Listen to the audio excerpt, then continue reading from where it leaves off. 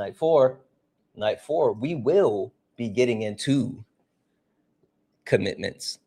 Ooh, commitments is a scary word, but we will commit. Like in night four, we will be committing to the rest of 2026. We got a lot of stuff to do and a little time to do it. And speaking of a lot of stuff to do with a little time to do it, you guys know what we do when we start to do what we do. We do it like this. Yeah, this ain't your regular panel. Nah, we speak the truth. Late nights with Santana and Mama Jones watching. Better keep it clean. Let's go. Late night truth in the convo. Everybody get a seat at the table. From the block to the books, we mindful. No screaming, just dreams and the Bible. One mic, one voice, we build bridges from the heart of the hood to the world's big issues. Politics, pay, different cultures, but the real ones listen before they rebuttal. Late nights with Santana. Yeah. Mama Jones watching, so keep it grown. Ain't about flexing, this is purpose zone. Santana hold it steady when it might get hot, but we ain't here to fight, we here to connect the dots. Hey. Yeah. Late nights with Santana, you already know. Late nights with Santana. Hello. No static. Hello. No highlight reel, just the soul's reflection. No shade throwing, just connection. What's going on over there on YouTube? So I am there, I see you. We turn hard talks into Hey, Lala. They say they run the game, we build new rules. We here to heal, uplift, and break the old rules. They kept us boxed in, divided by fear. But you find us lined up when the truth appears. Yeah, weekly topics, hearts wide open. No judgment, just motion. Real ones are talking, no cussing. Cause Mama Jones still watching, no fronting. Yeah, late nights with Santana. You already knew. Late nights with Santana. Late nights, no static. Yeah, Mama Jones watching, so keep it grown. Ain't about flexing, this is purpose zone. Santana hold it steady when it might get hot, but we ain't here to fight, we here to connect the dots. Mama Jones watching, so keep it grown. Ain't about flexing, this is purpose zone. Santana hold it steady when it might get hot, but we ain't here to fight, we here to connect the dots. Weekly topics, hearts wide open, no judgment.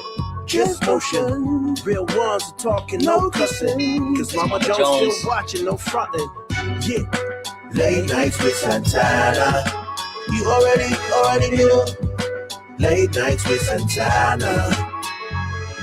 Guys, welcome in. This is Late Nights with Santana. This is a panel discussion, and this week, it's all about you.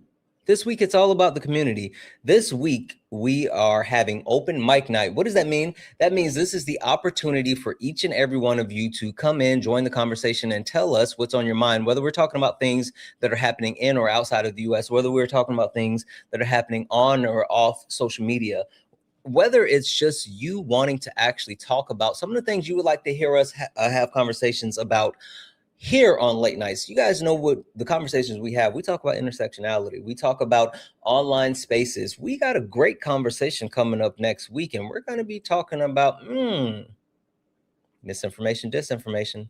So if you have a topic that you want to throw out there, if it's something that you've been dying to learn about, get in the box. If you have something that you want to actually talk about, get in the box. If you have a question, something that you've been wondering, something that you've been looking for, doesn't matter what it is, go ahead and get in the box. Request up. We are going to have a wonderful, wonderful evening. And this evening will be about making sure we hear from you. Now, one thing that I want to say is last night, there were a lot of people that did not get an opportunity to actually join the conversation. So I want to make sure that we get people in here who wanted to actually join the conversation, but did not have the opportunity to join the conversation. And I'm going to be transparent. I am prioritizing the community. What does that mean? That means that if you are a stalwart, or if you are a regular, if you are someone who frequents Late Nights with Santana, and you sit in and you listen, you learn, you engage, you join the panel, you comment, you do all those things, then guess what? I'm going to prioritize you.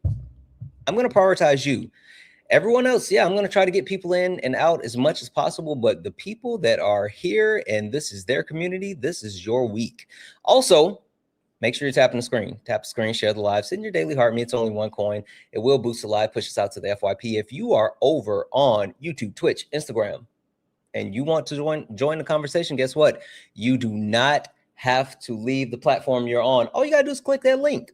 If you take a look at the pinned message, there is a link, and all you have to do is click that link, and you can join the conversation. People will be able to hear you on TikTok, wherever you are. Everyone will hear you. You'll hear them.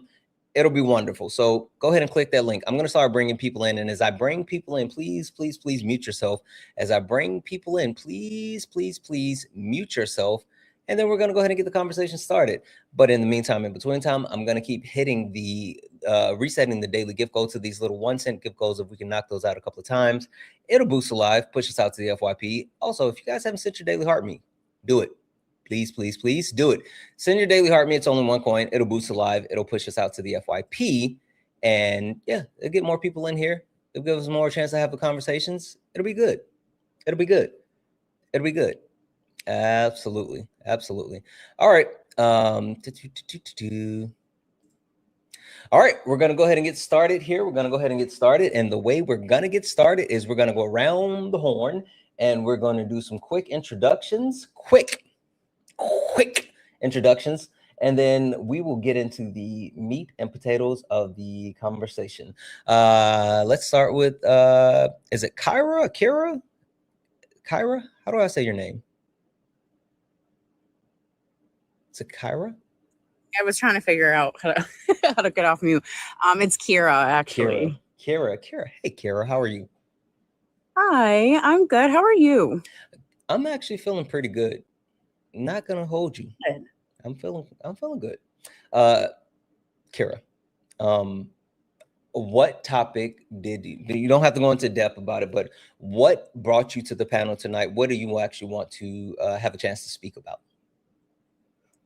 Yeah, for sure. I guess I want to kind of discuss and vent about the, United States of nihilism we're currently in. The status of, I guess like the depths of how much. It's funny because you said misinformation, disinformation is next week. But I did want to touch on some of those topics about how like we're not getting the correct information from pretty much anywhere. And basically things like that. Okay. All right. Perfect. Give me a second here. Let's see here. Lobo, how are you? I'm doing good, man. How you doing? Good. Lobo, what brought you to the panel? What do you want to talk about this evening? Well, honestly, it's kind of, how do I put it? I was kind of inspired with what you did with Jill earlier. I was on the live. I peeped that, and I was like, oh, gosh darn it, she got on there and everything. And I was like, oh, God. And, then the amount of patience that you brought to the table and the decorum, it made me really think, like, with the current climate that we're in, how do you find, like, as an individual, the patience to deal with and try to find that, what is it? I guess that extra rope to kind of reach for people in this climate. Okay. Because, yeah. Okay, we can talk about that. We can definitely have that conversation around, like, how do you extend grace when grace is not the thing at the forefront? Okay, perfect. Give me 1 second here, Lobo. I appreciate you. Caroline. Hey, friend. How are you? I'm okay. How are you? Good. How is Germany treating you? Mixed. Ooh, okay. Tell the people what brought you to the panel tonight. What is what's the topic that you want to speak on this evening? Well, it's a little bit dipping into this fake news and true news things, but more about historical references and comparisons that are going on with America right now and Germany 80 years ago. So yeah. Okay. I love having that conversation with you, which is sad that we have to have it, but I'm glad that you and I can do that. All right, perfect. Give me a second here. And last but not least, Jillian. Hey, Jillian. Where you been, twin? Hey, Santana. Oh my goodness, how are you doing? Good. You don't really mess with me no more. I haven't seen you in what, like 5-6 years? 5 or 6 years. I'm Right. Just saying. Jillian, what brought you to the panel? No, like 5 or 6 weeks. Jillian, what brought you to the panel? What do you want to talk about this evening? Just kind of a little bit of everything, kind of take part in what everyone's talking about. I have some random questions. Like I'm a writer and there's a question I always want to ask, but it never seems appropriate. This is the perfect time. I want to know people's opinions because I don't think there's. Oh wait, don't tell me your question. Don't tell me your question yet. Hold it. Okay, we'll wait. All right. All right. Perfect. All right, guys, we're going to go over this really quickly, and then we're going to get into the conversations. Just a quick reminder for the people on the panel, guys, please use TikTok-friendly language. What does that mean? That means using words like pew pew, unalive, C19, mustache man. That also means that that'll allow us to protect your TikTok and the actual live. Also, a reminder, this is a safe and friendly community. What does that mean? That means we don't deal with any of the isms, racism, sexism, classism. We also don't deal with any of the phobias, homophobia, transphobia, none of that. We don't participate with that on the panel or in the chat. Speaking of the chat, please be mindful. Caps are for mods. Please do not use caps because it'll draw my attention away from the panel and to the chat. And we want to make sure that we're able to have these conversations this evening. Last but not least, keep tapping the screen, share the live. Let's get the likes up to 50,000 likes. Also, make sure that you guys are knocking out the daily gift goal. I'm going to keep resetting the daily gift goal to these little 1-cent gift goals that'll help boost the live, push us out to the FYP. Last but not least, if you want to support the live, if you want to support the space, if you enjoy what we do here on late nights, please consider donating. Cash App, PayPal, Venmo, pay links and links are in the bio. Santana speaks for you. If you're over on YouTube, you can send a super chat. I will read that out. That is the best way to allow us to keep doing what we do here on late nights. All right, let's get into it. Kira, coming to you. It's kind of rough out in these streets in here in the U.S., right? Yeah. Go ahead and talk about it. What are your thoughts? Complex.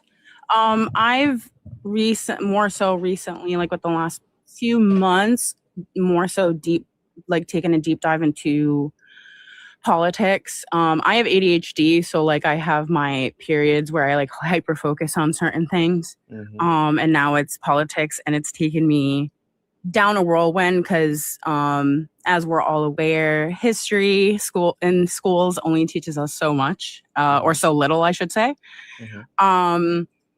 And I guess like just seeing the state of the world right now, and I guess what it's been working towards would be a better way to say it, ever since 2016, pretty much. Before I got into it though, I did want to ask you a quick question because I'm not well versed in this part. How hard would it be for our government system to transition away from a two-party system? Darn near impossible. Not in actuality, but in the current structure that it's set up with, the fact that like the two-party system is funded by oligarchs, and the way that like lobbyists and PAC money works, it incentivizes those people that are a part of the two-party system. And then when you talk about anyone that's outside of the two-party system, without being able to run a campaign that throws millions of dollars into it, then like it's not really a thing. Now, if someone had the foresight and actually put the time, energy, and effort into a viable third party, right? Like the Green Party, if they actually wanted to do something when it came to like local and state level politics, then maybe there could be something there.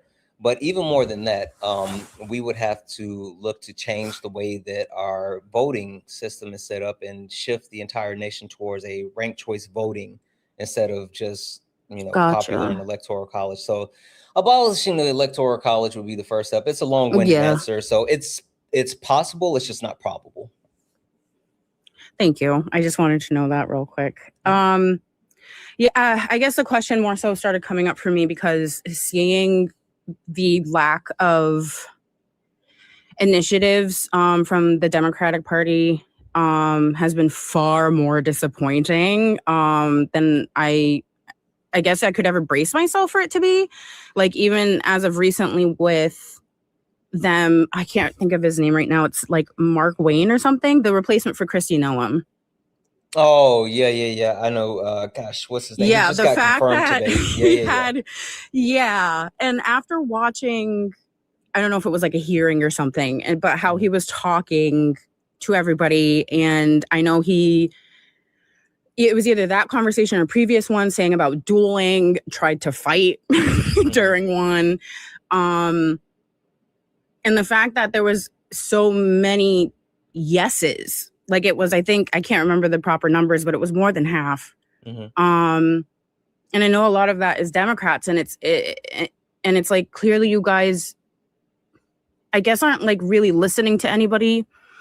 And I kind of wish the Democratic Party would take an adjustment to like say like you know, when you watch superhero movies, right? Like Superman saves the day, but like, you know, there's destruction in the background. Like they're not all buildings are, you know, all that structure gets taken down with it. But like sometimes that's a necessary action, and there's just really none of that I'm seeing. I'm seeing a lot of talk, and some of the talk, I appreciate it. Like I think it was Ted, I don't know how to pronounce his name, and I don't want to mess it up, but he spoke about how like it was after the Epstein files hearing, and he openly said like, you know, Trump is a P3DO, you know, and that never came of anything. But like to have our government in a system where that's just so openly known by everybody, and nobody is like, I just don't understand. Not that I want it, but I'm just surprised that we haven't had another thing happen. January I don't know. 6th. I don't want to say the whole thing. No, Yeah. it's fine. So let me say something, and I'm going to say something that's going to be super unpopular, right? But it's going to be reality. They had to confirm him. And when I say they had to confirm him, the one thing that I try to make sure that people understand is that elections have consequences, and a lot of people don't vote because they don't see the material difference that elections can make. But there are substantial differences that elections can make. And one of the things that the president of the United States gets to do is appoint the people within their cabinet. And the head of DHS is a position that serves at the pleasure of the president. And so no matter if we on the opposing side don't necessarily want someone, unless they have something that is just overwhelmingly disqualifying, like a Matt Gaetz, right? Donald Trump tried to appoint Matt Gaetz as his attorney general, but Matt Gaetz had an active investigation from the House that said that he was a PDF file, right? And so that was something that couldn't garner enough actual support from even the Republicans. When it comes to the president being able to pick the people within their cabinet, we may not like the people that are in their cabinet, but that's one of the consequences of elections. And so when we look for Democrats to like not confirm presidential picks, it's kind of a tough position, because unless they're doing this with a goal in a sense of like, oh, we're not going to make the confirmations because we're trying to get leverage for like Senate bills. It's all about like politicians playing politics. But at the end of the day, whether we agree with it or not, like them voting for confirmation, unless it's something that's wholly disqualifying, I expect it, and you should too. Yeah, I guess I'm more so saying that I wish they were I guess more transparent about that fact, like saying what you just said, while at the same time saying like, hey, this wasn't the gold star pick, but we still have to do what we have to do. I guess I wish there was more of that discussion coming from, I guess, transparency and communication from the Democratic Party, because I feel like with them not adding that extra asterisk at the end, and I know they have to play it safe, so it's like, I know it's a complicated system. I mean, I don't know if this is real or not, but I saw a tweet recently, or Truth or whatever, from Trump on Truth Social that said, now that we've in quotes defeated Iran, that now that the next enemy is the Democratic Party. that happened recently, and I can't see how anybody sees that other than like almost a call for a civil war at this point. Yeah. What I'll say, right? It's funny that the first thing you said when you talked about like the messaging, I've actually had the pleasure in the last couple of weeks to speak to actual members of Congress. And I've told them that very thing, guys, chat. I've literally spoken to people that have power, and I told them your messaging sucks and you're performative. No lie. Swear to bejeebus. I told them that your messaging sucks and you're performative because I don't care about looking like we're doing the things. We need to actually do the things. And so with that being said, they've been really receptive. And there's a few people within the Democratic Party that's actually looking to do more than just be performative and have some type of substance. And they also understand that there needs to be a shift in the way that they not only engage messaging, but how they go about delivering that message to people. And, you know, this is kind of self-serving, but I think it's necessary. I told them like, hey, you have to take advantage of people who have online spaces, places, influence, things like that. Absolutely. Because the right is absolutely using like the podcasts, the social Yeah. media and all this. Yeah. So that's a message that's being heard. I'll even tell you, like, I'm working with a couple of different people within Congress and their actual social media teams, and we're trying to see what we can do for me to like That's help amazing. support the initiatives. Yeah, I think I told them, I think your messaging sucks and you guys aren't good at this, and so they seem to be receptive. Yeah. But also going to the other thing that you said, Donald Trump is inflammatory. Not inflammatory. Yeah, I think that's word. Inflammatory. Donald Trump is the shift in tone and temperament that we've had throughout our political atmosphere. Took root in 2015, and so where we are right now, and him calling for him saying those subtle things that sound like violence, but they'll try to say that it's not violence. Don't let them gaslight you. He is absolutely someone that is perfectly fine with weaponizing violence, weaponizing his base and pointing his base at people to endanger them. So yeah, that's the whole thing. But anyway, listen, Kara, I want to be able to let you finish up your thoughts, but I'm going to go ahead and swap you out after that. And then I want to make sure we get other people opportunity to speak, but I want to be able to allow you to land your plane. Yeah, of course.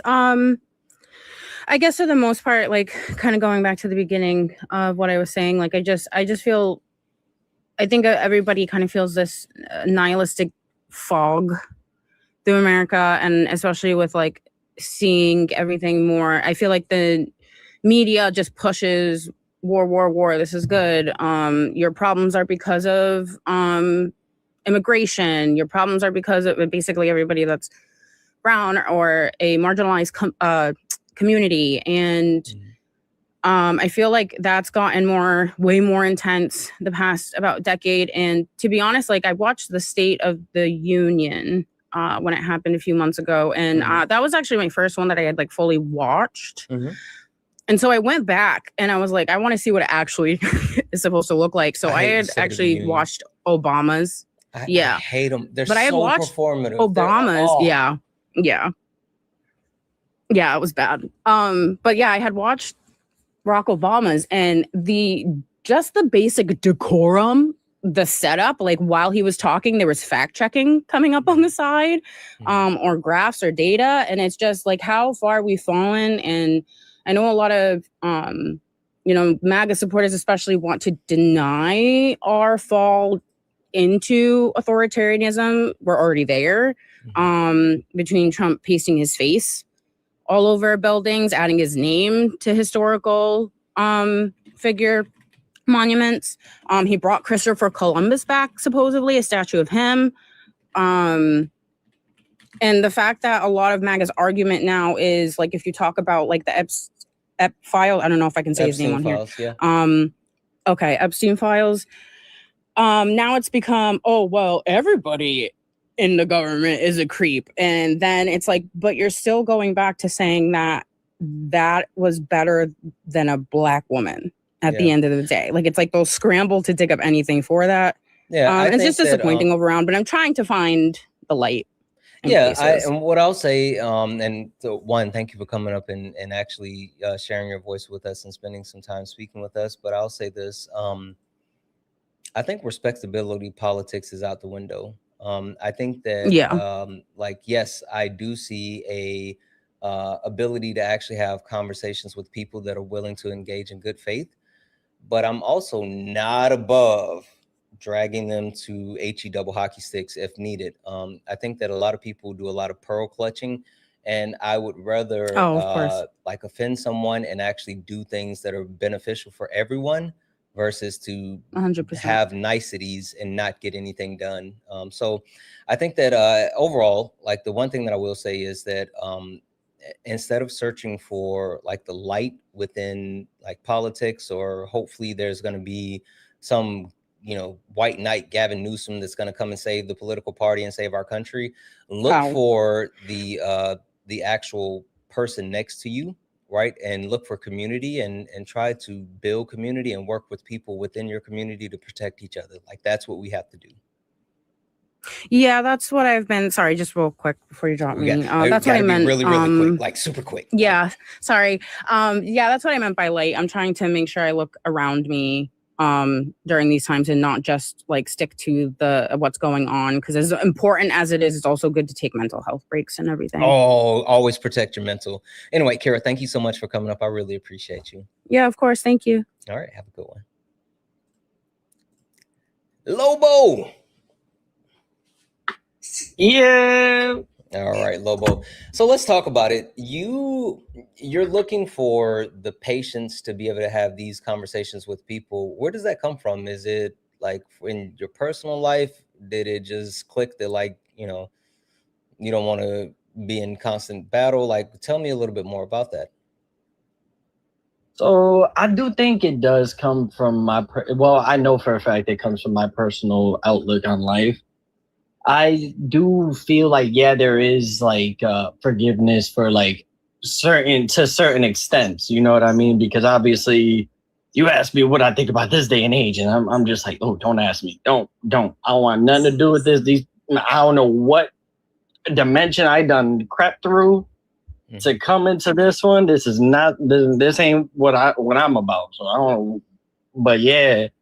And it's just like to hear how much these people advocate for such like a horrible, just disastrous tyrant and all that. It's just crazy. It really is. It's like blatant facts become nothing.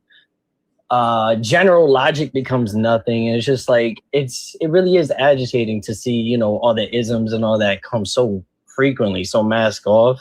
Yeah. And yeah, it's just I don't know. It really does make me it makes me question myself, because you know, is it my right to feel this much anger, you know, as a reaction to that? Because that's like, you know, like, does that make me no better than them? And it's just like, I don't like that. I don't like that. And I know some people, like, they are ignorant. Yeah. Well, and yeah, my bad. Go ahead. No, you're good. You're good. I was just going to say, well, the first thing that I want to say, and this isn't just for you, Lobo, like, this is for every person that's listening. Feel your feelings. I say that all the time. Like, feel your feelings. Do you have every right to be mad? Absolutely. Right. It's funny. My wife and I were talking the other day, and I told her, I said, I am tired of living through history. Right. I'm almost 40, and I've lived through like Columbine, 9/11. I lived through Y2K, the housing market crash. I lived through, you know, COVID, and, you know, now we got a fascist government in place. Like, I've lived through like so many actual historical events, and I'm tired of living through history. But with that being said, where we are today, this point in history, it's been stemmed on by people who, when I talk to like people that support Donald Trump, or people that voted for Donald Trump, or things like that, there's a couple of different categories that they fall in. And it falls into the people that are either one, openly, blatantly racist, sexist, classist, homophobic, transphobic, who is just hateful, they're hateful people. And all they want to do is like inflict evil. But then there's also a category of, for lack of better words, stupid people, the easily manipulated, the people that are willing to fall for propaganda, the people that would rather believe a post on Facebook than actually go and verify anything that they've seen. But then there's another group that supported him, and you've seen them take a step away. But it's literally the people that are tired of how things are in life and society today. People who are tired of not being able to afford groceries, people that are tired of like not being able to take a vacation. People are tired of working 60, 70 hours a week and barely making ends meet. And those people literally saw someone tell them like, hey, if you put your trust in me, then I'm going to make your life better. And like, we as humans, we tend to be selfish. And so when someone directly told them like, hey, I'm going to personally make your life better, they took that opportunity because life sucks. And so I think understanding who you're engaging with is super important. And it's funny, I was having this conversation with a trusted confidant earlier, and I was telling her, I was like, not every situation deserves a hammer, right? Like, not, you don't have to, just because you have a hammer in your tool belt doesn't mean that every situation you have to use that hammer.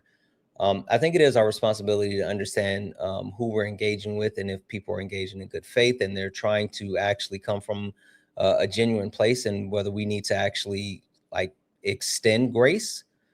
Because as a wise man who a lot of people on this app may know, often says grace is divine.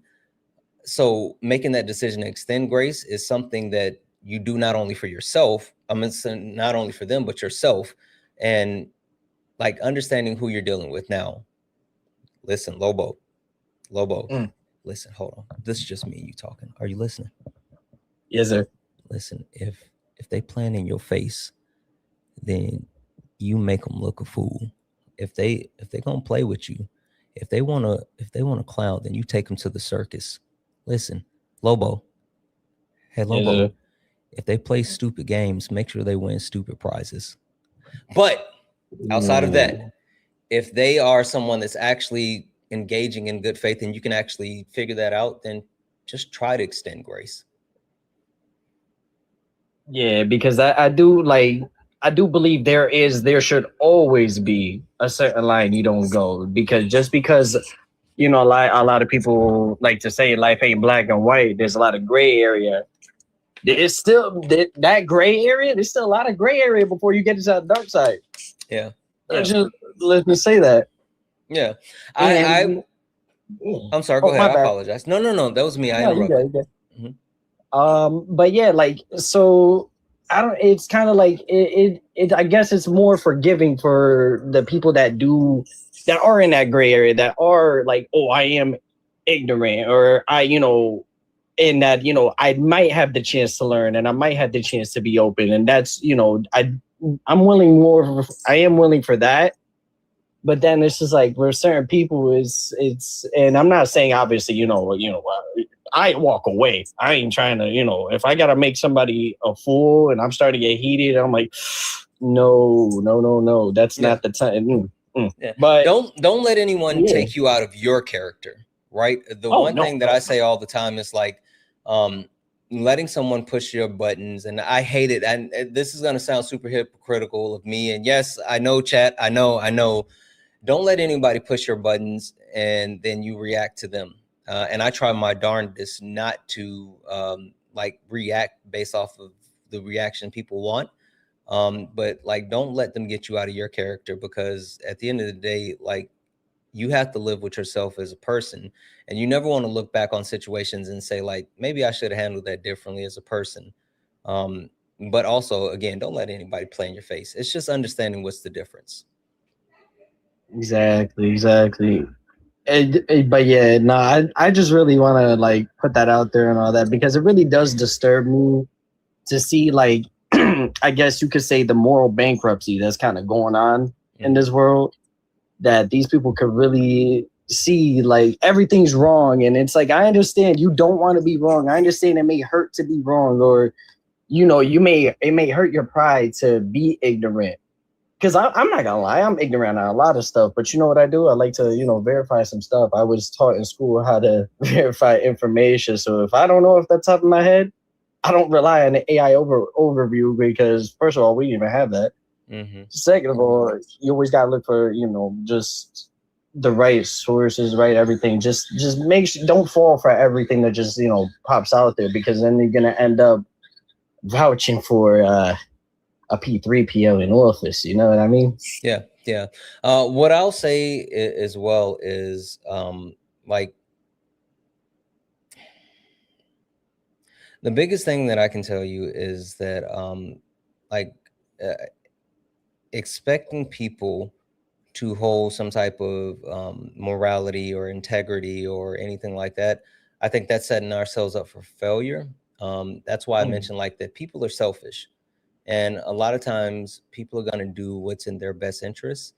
And, I would be doing you a disservice if I didn't tell you to always keep that in mind. But that doesn't mean that you have to be that way. And so I like, it's funny. I'm going to show you something really quick. I'm going to show you something.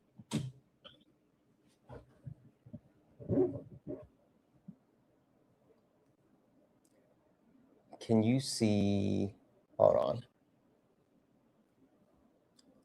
I don't know if I can, let's see if I can expand that. There we go. Can you see that? Yes. Oh yeah.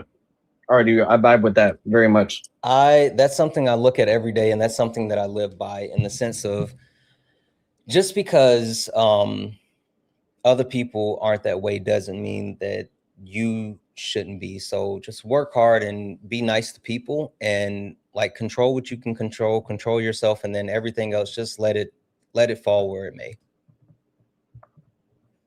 All right, man. Well, I'm not going to take up too much more time. I know we got a few more people up, so I'm going to let them have their moment, but I appreciate you. Thank you again for, the words. Thank you for coming up and hanging out with us. I appreciate you, Lobo. I appreciate you, man.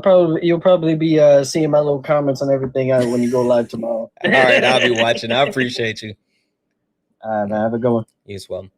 All right, guys, just FYI, what we are doing here this evening, this is Late Nights with Santana. This is a panel discussion, and this is open mic night. Get it off your chest, meaning that anything and everything is on the table. I want to hear from you, whether we're talking about domestic or global issues, whether we're talking about things that are happening on or off social media, whether it's just you like, hey, Santana, I would like to hear about blah, blah, blah, blah, blah on late nights. This is your opportunity. So if you want to join the conversation, go ahead and get in the request. I will be bringing more people in just a moment. So if you are interested in getting up here and having your voice heard, get in the box.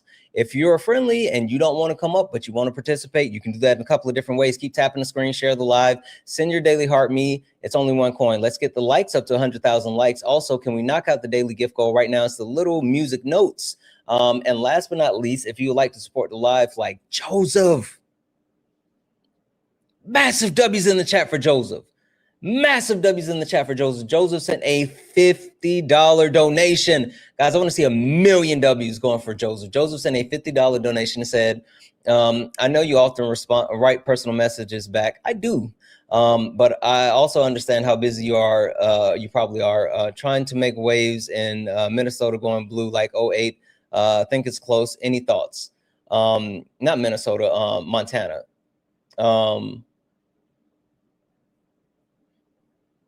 Joseph, I don't have an actual intelligent answer at this moment, but this is what I'll do. Give me until tomorrow. Let me look into it, and I will send you a personal message. Let me do this. Kay, can you remind me about this in the morning, please? Let me send this over. Give me until in the morning. I will look into it. I got to make sure that I'm giving an educated answer. And I will reply to you directly and make sure that I get you an answer. Kay, can you remind me, or Kay or management? I'm going to send this to management too. One of them will remind me to do it in the morning. Or chat. As a matter of fact, but Kay, management, forget it. Chat is your responsibility. That's on you. you guys need to remind me. No, Kay, don't worry about it. Management, don't worry about it. Chat. You guys remind me to make sure that I answer Joseph's question. Whatever. I don't care, Corey. Chat, that's your responsibility. That's officially all of your responsibilities now. You guys better make sure I do it. And if you don't, I'm going to blame you. Yes, Kim, you. I'm going to blame you. Thank you, Color. I'm going to blame each. I'm blaming you guys if I forget. So W's in the chat for Joseph. Thank you so much for the love, Joseph. And I will get back to you. I appreciate that. But I want to make sure I give you an actual thought out answer and not just freestyling it. W's in the chat for Sandy Rose, who sent a $30 donation super chat over on YouTube and said, thank you for these insights. I hadn't thought of them before. I know that was earlier, so I don't remember exactly what you were talking about, but thank you so much. I'm glad that you're able to take something from it. Sometimes I just be yapping, not gonna hold you. But Sandy Rose, thank you so much for the super chat. You are amazing, guys. If anyone else would like to support the live, if you enjoy what we do here on late nights and you would like to support the live, you can do so. Cash App, PayPal, Venmo, pay links and link in the bio. Santana speaks for you. If you're over on YouTube, you can send a super chat. I will read that out. Keep tapping the screen. And if you're interested in joining the conversation, get in the box. I'm going to start bringing additional people up in just one moment. Caroline, floor is yours. We are going to drop some knowledge on the people. Caroline, I know you want to talk about the parallels between Nazi Germany and what we're seeing right now with this fascist Trump regime. Hey, Caroline, did you hear Scott Bessett making the comment about, like, at times that there's a need to escalate, to de-escalate, and how it drew direct parallels from Walter Funk and his entire premise, and both of them held this like same positions as far as like the Trump administration and then the Nazi Reich, and like they keep saying all the Nazi stuff, and it's like blowing my mind. Well, I definitely heard something about it. Yeah.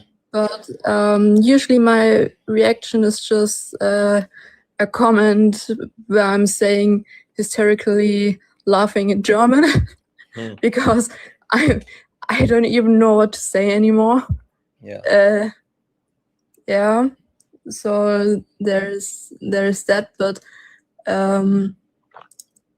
what I noticed very, very often now is the drawing parallels, like between ICE and a certain secret police back then. And I'm just like, no, Caroline, they are not the Gestapo. They're not.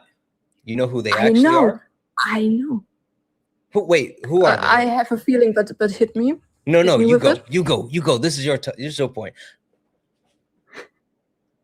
Okay, so the problem I have with it is that I think it's more layered than just saying, oh, they're like that group, because they share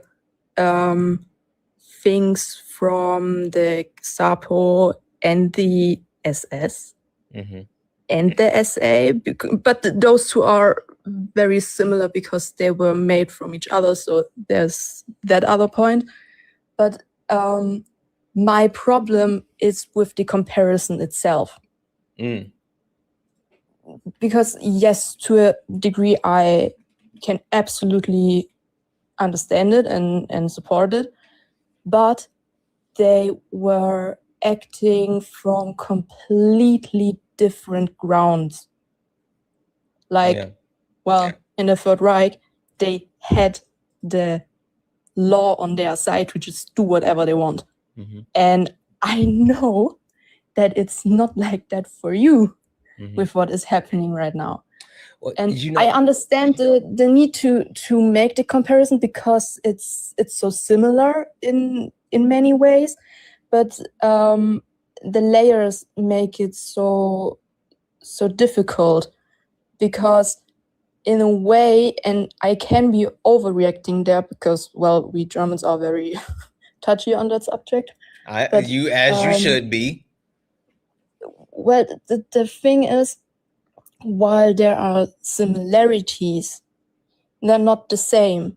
Yeah. And to just say, okay, they're the same, like, I don't know, Gestapo, SS, whatever,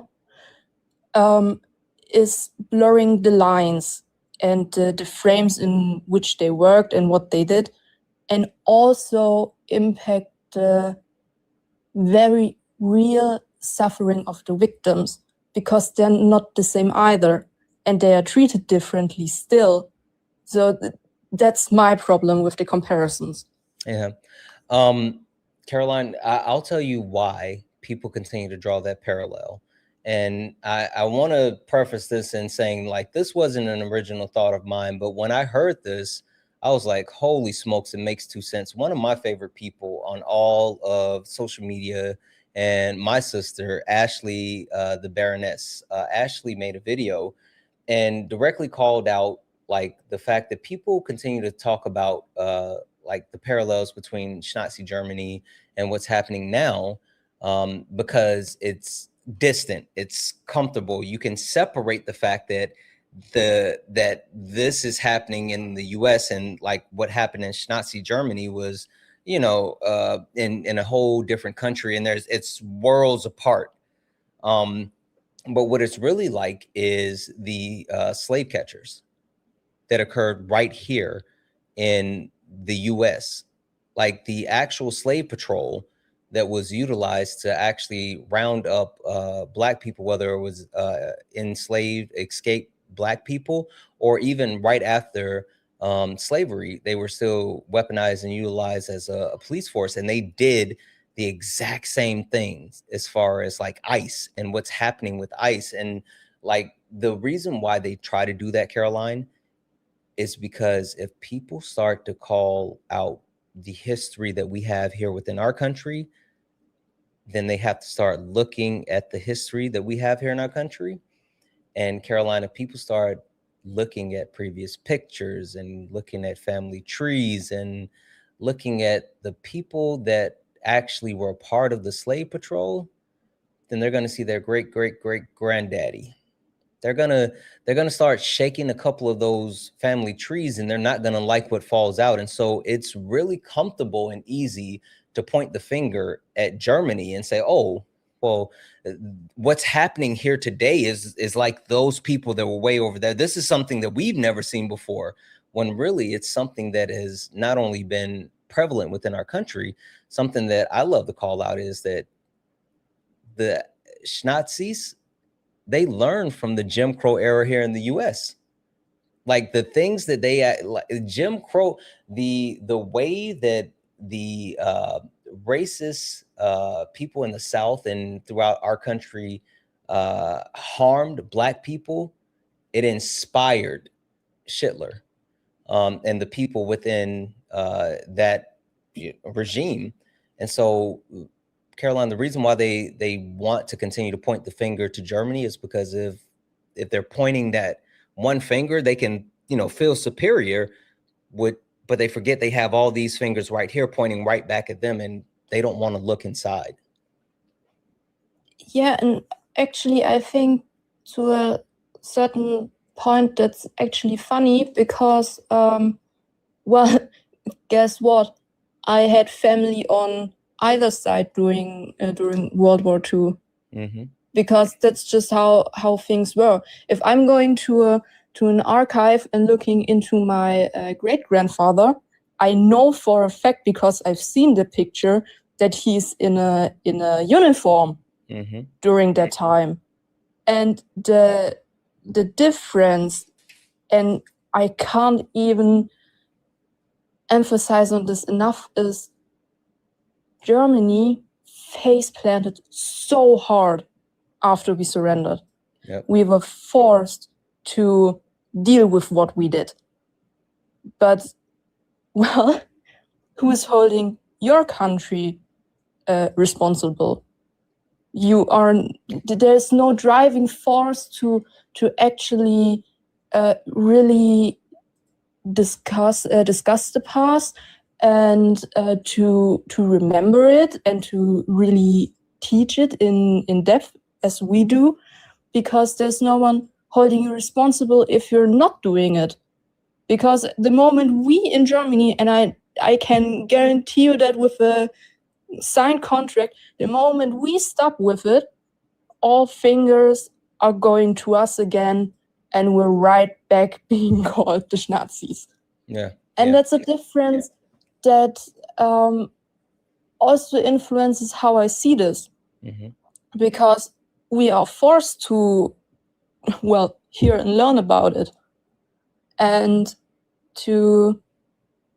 that's driving the point I meant with, I could be overreacting with how I see it, because I have spent 2 years in high school just learning about World War II, because it's part of our culture by now, and it's sad and disheartening, and it makes me so angry that somehow the fingers still point to us while we are doing our work, but other people, other countries are just looking right over what they did in their past and are not doing anything to take responsibility for it.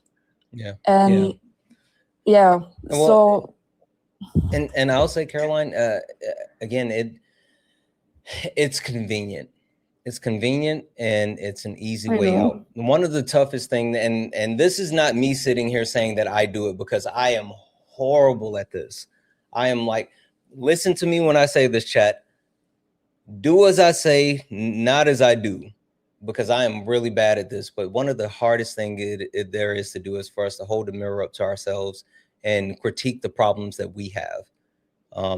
People don't want to do that.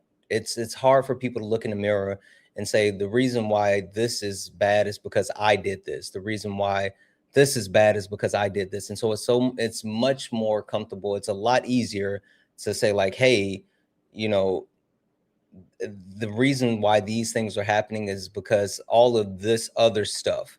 And so we as a country here in the US, the reason why, like, we continue to, you know, deflect is because it's easier to look at the quote unquote distant history and somewhere else and say, like, this is what's happening, without dealing with the ugly truth of our country. And that's why when I talk to people about, like, the history of our country, I always say, well, you have to start with the first great sin, which is the fact that we took so many lives of indigenous people that it cooled the temperature of the earth.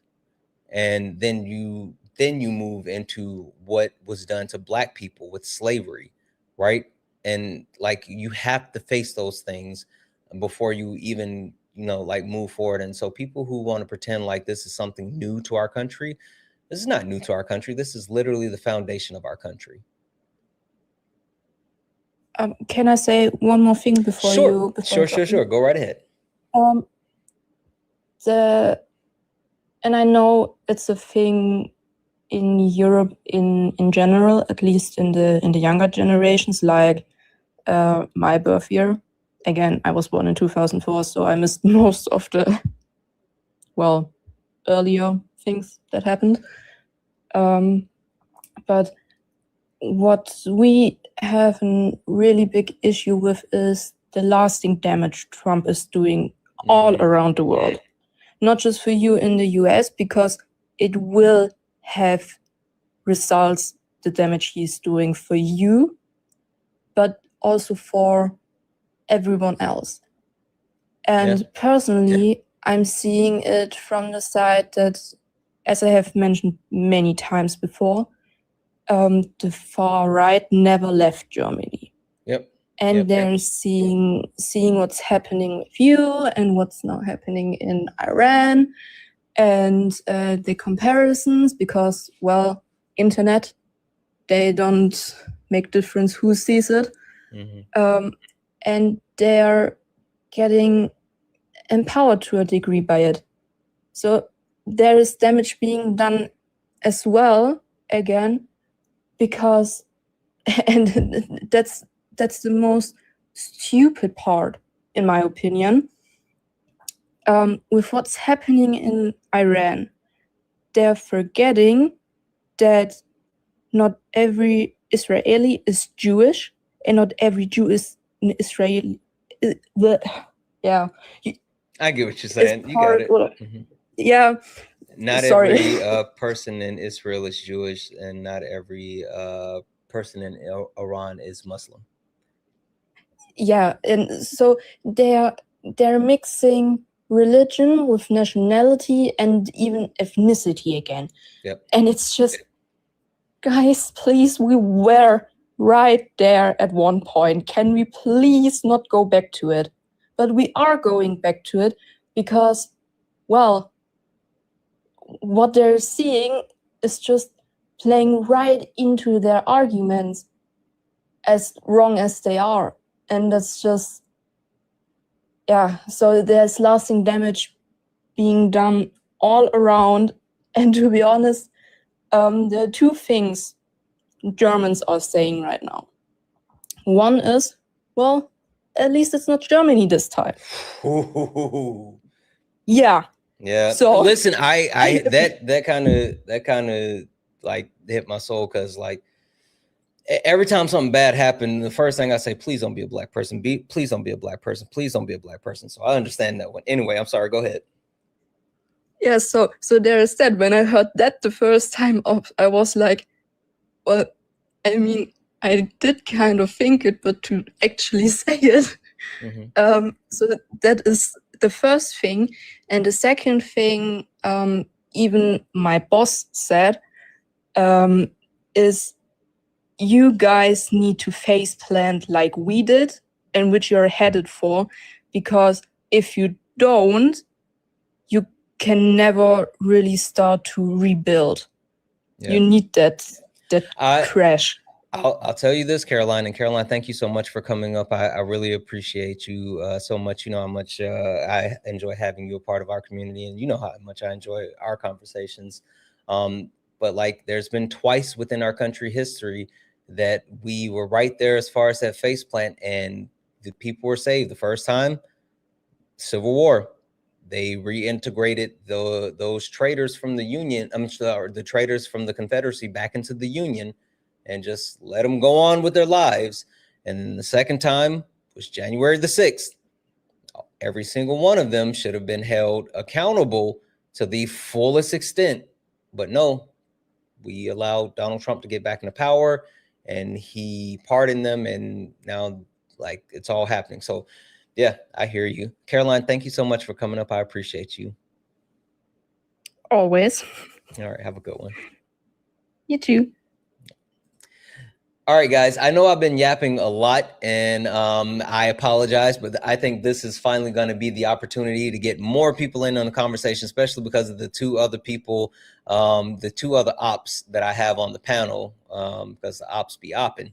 We're going to go ahead and keep this moving. Again, if you are interested in joining the conversation, if you have a question or a comment or something you want to talk about, whatever the case may be, this week it's about the community. So open mic night, the floor is yours. Come up here and grab the mic. W's in the chat for Tyler. Tyler sent a $10 super chat to say, thank you for being you and giving people like me who have social anxiety and struggle speaking up a voice. Tyler, thank you for trusting me to be your voice. That means the world to me. Thank you, thank you, thank you. I truly mean it. Even though you had a Denver Nuggets profile picture. I see it. I appreciate you, Tyler. W's in the chat for Tyler for that super chat. Again, guys, if anyone else would like to support the live, if you guys want to support what we do here on late nights, please consider donating. Cash App, PayPal, Venmo, pay links and link in the bio. Santana speaks for you. If you're over on YouTube, you can send a super chat and I will read that out. Jillian, floor is yours, but I want to wrap the other people on the panel in on this. You said you got some questions. Yes, I do. Mm-hmm.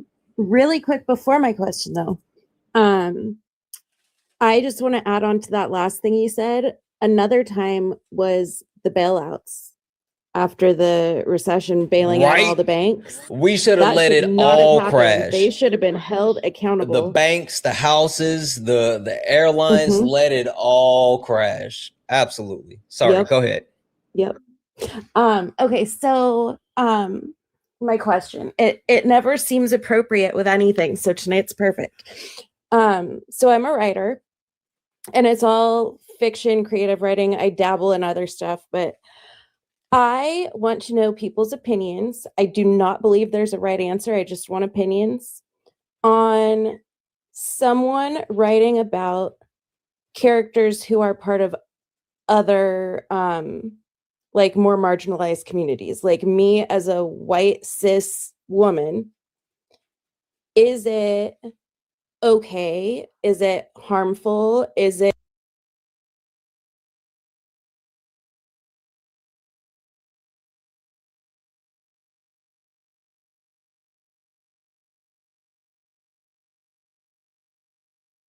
Yeah, how is that fair? And yes, some people aren't in the live. You should have seen our faces because they told us that in person, and I was like, I just couldn't hold it together. I'm like, you guys are crazy. We're just gonna roll the dice or we're gonna give it the most expensive. So we've always just risked it. I just can't believe a trivia question. See, super people do that too. Yeah, if it's a really, really nice card like that, we will say, do you want to buy out the other person for sure? But again, that's more on a random team break. If the teams are the same price, but if one team is more than the other, it's the only way to do it. That's right. Have them arm wrestle for it.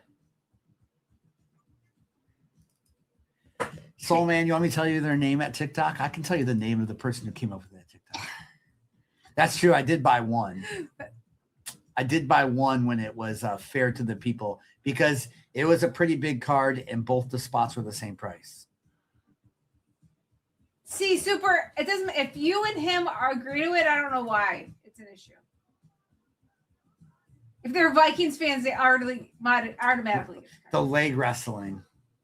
Vikings are down, speaking of.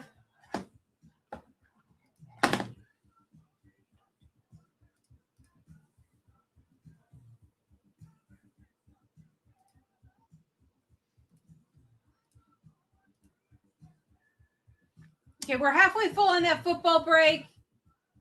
In the Pixar break, we're down. What's that mean, Main Life? The first signature takes the card. The highest payer will get other's team card that way. I don't know what that means. Oh, we roll over the top. I have a dice right here, and I roll the dice, odds and evens.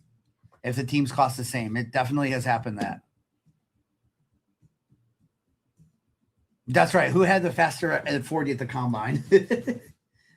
All right, halfway on this break and only 35 spots left in that big break of the night. Well, not really. We did bunch of big breaks. This was an impromptu 5K-ser. We weren't planning on doing it tonight. If you have any questions about the 5K-ser, Mrs. might go through some of the autographs here in a minute. I roll the dice if their teams cost the same. And it's happened. It's happened a handful of times. And then it's truly random who gets the card. And sometimes I'll give those two a chance. Does one want to buy the other one out before I roll the dice? The opinion is reflective. I'm currently looking for some other lives to see what we can get into. See, typically how this should go is that we get on one live, we're there for a hot minute until we exhaust it and they drop us. Also, I'm following this guy. Let me unfollow this guy. Ew. I hate the ones that put up you have to follow them to join. It's stupid. But we were dropped so quickly from damn near every fucking panel we're on. We don't have much meat to play with. Meat to play with is diabolical. Thank you so much, Amy, for the coins.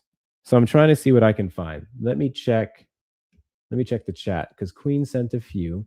Thank you, Wizard. Shout out to Wizard. Wizard, put it in the mod chat, please. Put him in the mod chat. Because I'm checking that one more. So I know Queen sent us a few. What is Trump doing outside the bounds of the Constitution? Yeah. Let's see about this one. I'm still mad I didn't get an answer to my question as to how Dems cheated. Fuck, they ended this live. They ended that one. Let me see what other ones I can find. ICE is good. Systemic racism does exist. Yikes. Let's see about this one. All right, we got one. Then he's on the passenger side of her car, Officer says, "Get the fuck out of your car." While he's walking around to help detain, she puts it in reverse and floors it at him, and then hits him with the car, and he unalives her. Standard procedure. Straight Tennessee lies, versus bro. Gardner. Straight She lies. is This is unalive. gonna be and fun. Case closed. Pretty simple. Yep. This one is going to be fun. Cool. Thank you. All right. So then Nice. also, by the way, you were bringing up the Apple. I'm in industry the argument, request. saying, "Oh, this happened, this happened." It's like you're failing to realize that we've deported 800,000 people, and it's like stuff like bad things have happened to like 42. I mean, let's be real, bro. Right. Unalive So what I mean by 42. the tree being rotten is that none of these guys are going to face any consequences. That's what I'm trying to say. You can't say. JD Vance himself said there's going to be immunity for all their actions for. Well, yeah, I mean, federal agents are going to get some. So I think what just like the issue okay, is cops have these immunities guys too. have. In certain Oh, ways. sorry, I'll let you talk. Cops have immunities in certain ways too. Actual former Leo, bring me up. Yeah, sure, Lancelot, man, I'll bring you up. Lancelot, man, you there, bro? I sure am. Yeah, what's your age for TikTok purposes? I'm 54. All right, you agree with the prompts? Disagree? What's up? No, I'm gonna have to disagree with what you were just stating. Correct you on that. All right, hold on, man. Let's keep talking to D3. You first of all, D3, you can't prove that there's not going to be any officers facing charges. I mean, it's like you realize that like cops are like charged all the time. That happens.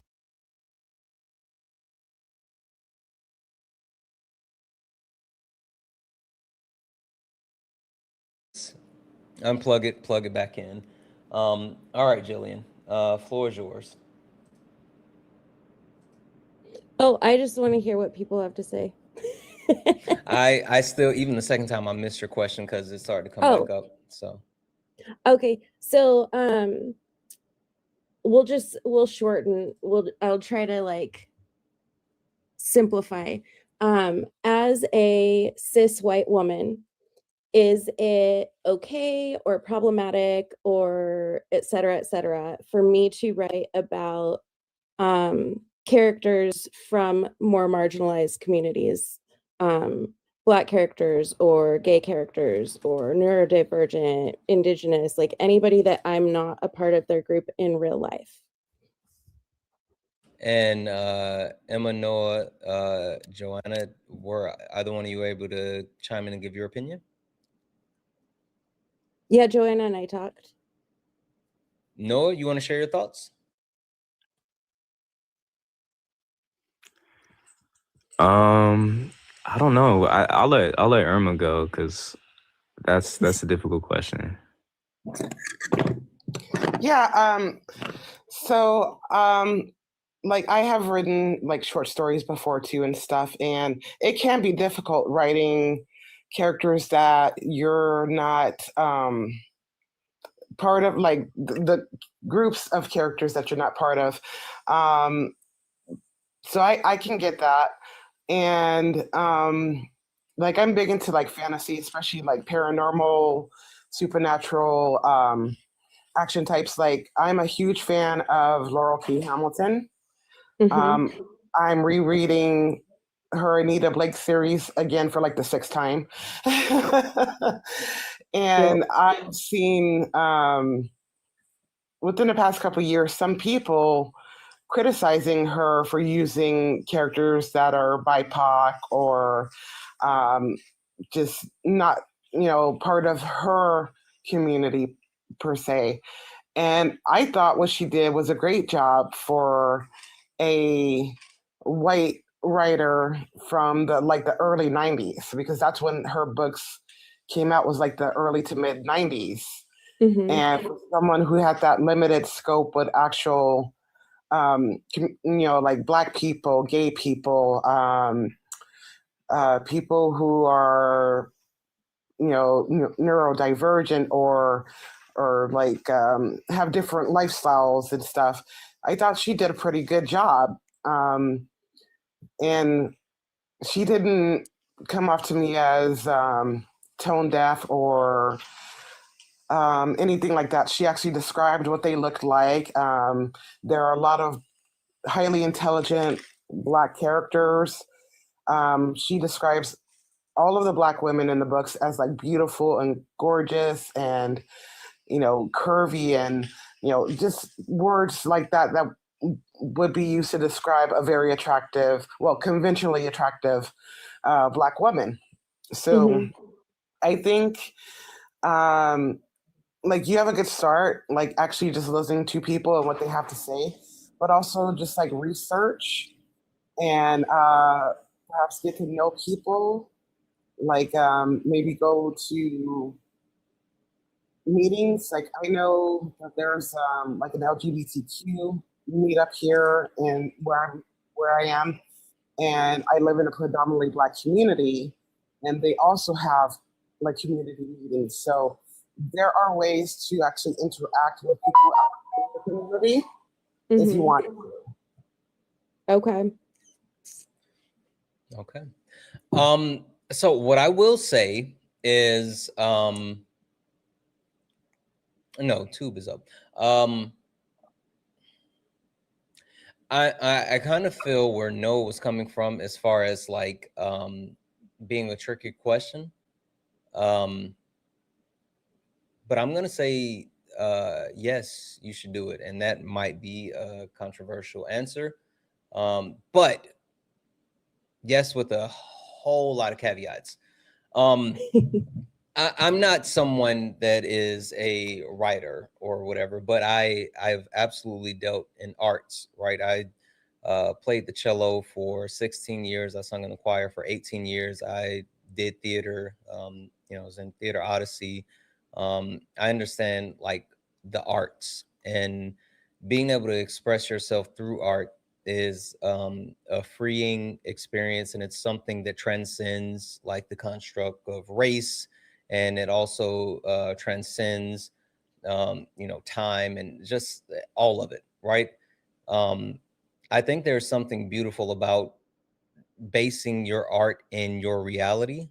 Like one of my favorite movies that I've seen recently was Sinners by Ryan Coogler, and to see his depiction of Black people come to life through that movie of Sinners is something that just resonated with me to the highest level. And even like watching the passage of time through music in that movie was something that like literally gave me chills.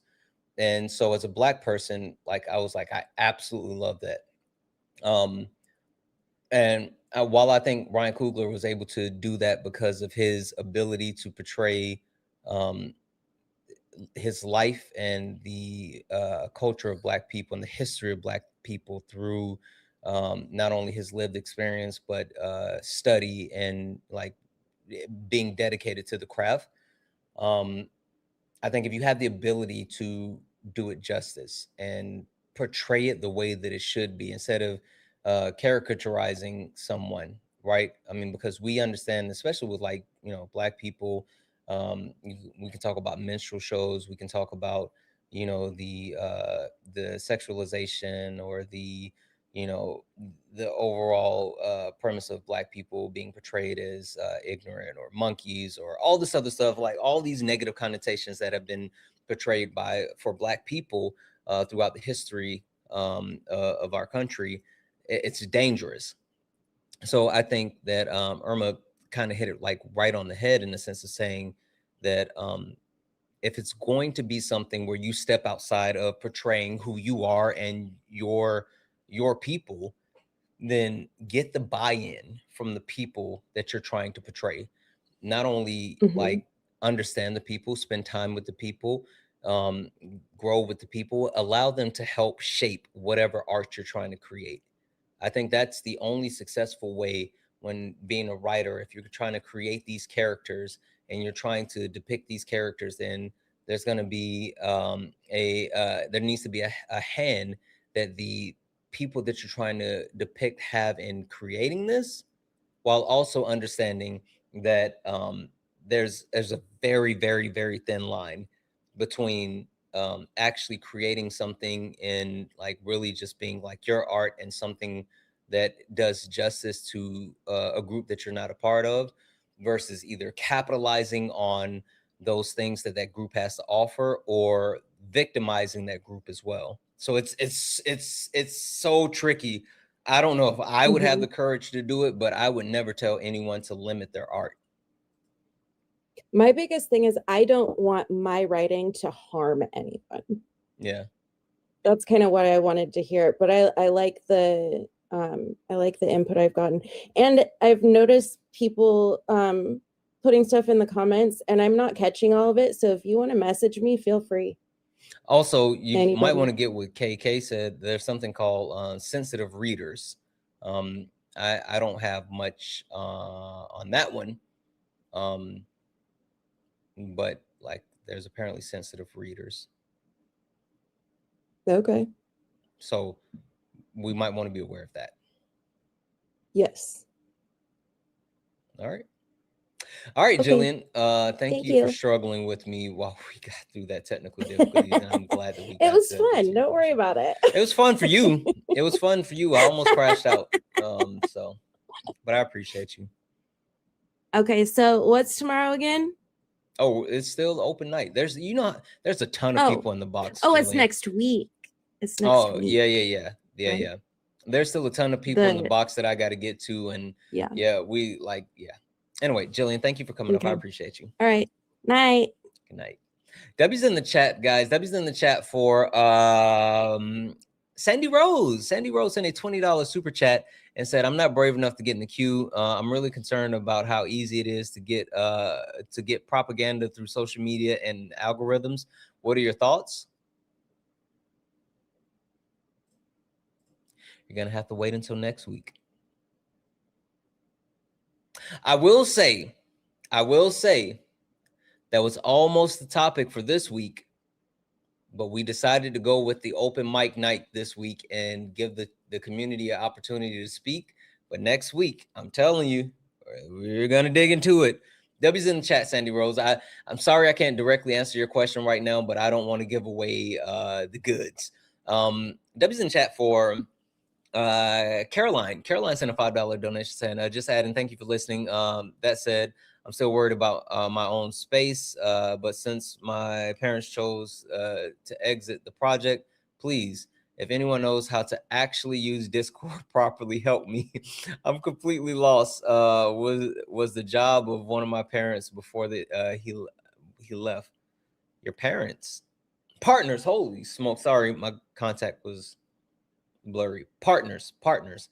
Yeah, guys, if anyone can help Caroline with the Discord, Caroline would absolutely help, be appreciative. So W's in the chat for Caroline. If anyone can lend a helping hand, do so. W's in the chat for Caroline. If anyone else likes support the live, you can do so. Cash App, PayPal, Venmo, pay links and Linktree in the bio. Santana speaks for you. If you're over on YouTube, you can send a super chat. I will read that out. If you are someone that wants to join the conversation, go ahead and get in the box. This is open mic night, and this is for the community. We do it for the people. I am the people's champ, and this is for you. This is for everyone except Noah. Noah, did you come up here with violence? What's happening? Low key, not gonna hold you. Noah, high key. Low key. No.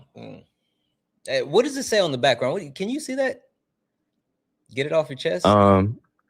Yeah. Yeah, that means you got to say it with your chest. Anyway, we'll get to it. Noah, overarching. What did you come up to talk about this evening? I was thinking of the two things that y'all were discussing last night.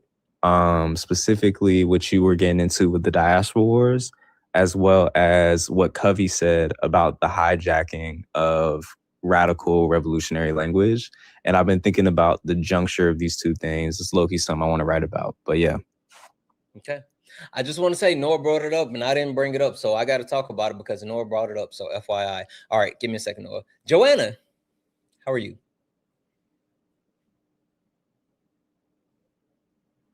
Oh, sorry, I'm good. I'm on Jupiter currently, so I'm absolutely fantastic.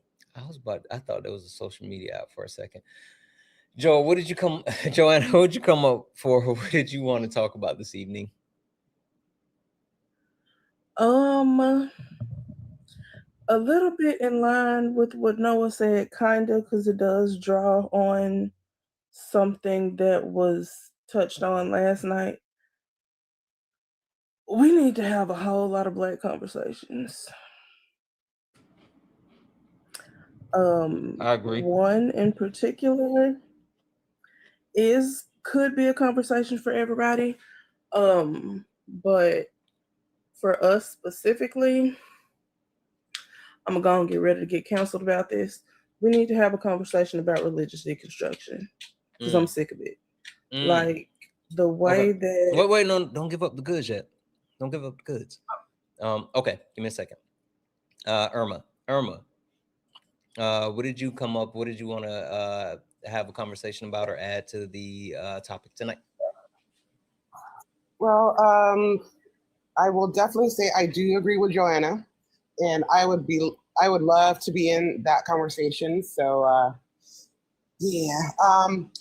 But what I came up to talk about is, like, I really, really appreciate everything that you do. You do a lot for people. Don't do that. And a lot for. No. It's not about me. It's about you. No. I know. But I just had a big ask. Okay. And I'm not like going to be sad if you can or anything, because I understand you have a lot on your plate and you do a lot of things already. What you got? But I was thinking maybe like once a month to spotlight,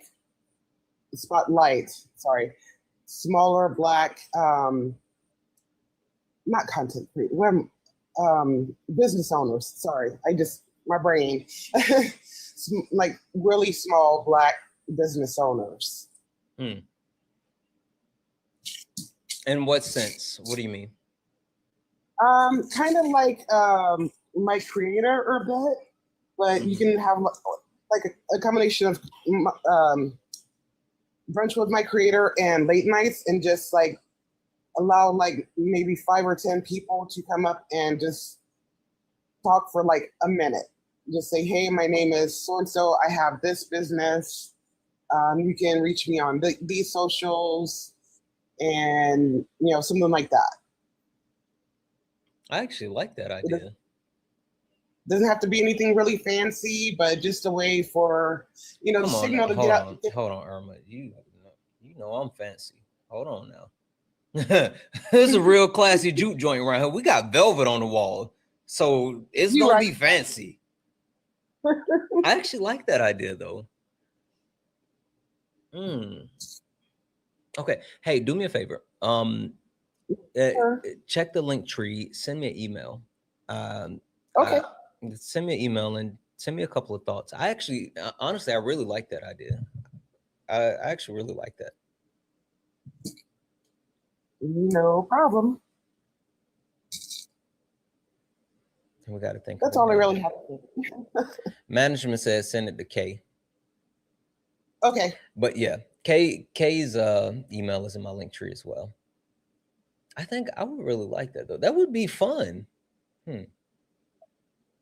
You don't need to read shit. What do you mean? Anyway, I told you she be trying to bully me in the back. All right. All right, perfect. Give me a second here. Chewy. Hey, Chewy. Good evening, friend. Hope you're well. Wonderful, wonderful. Chewy, what did you want to bring to the conversation this evening? It's kind of on your like late night ideas, requests. I am seeing like more and more people are interested, but don't really know how to involve themselves in the political process, whether it's running for like local events, state, or even just supporting candidates. Obviously, that's a little self-serving on my part, but I think that conversation needs to happen, especially since it is so different between states. I mean, some states have caucuses, some just have straight primaries.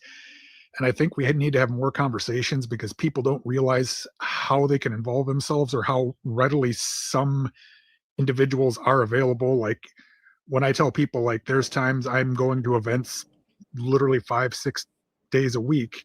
That's where I'm out in public, where people have a chance to speak with me, voice their concerns, and then that I can address that and then bring it up and then also push it to the party platform itself.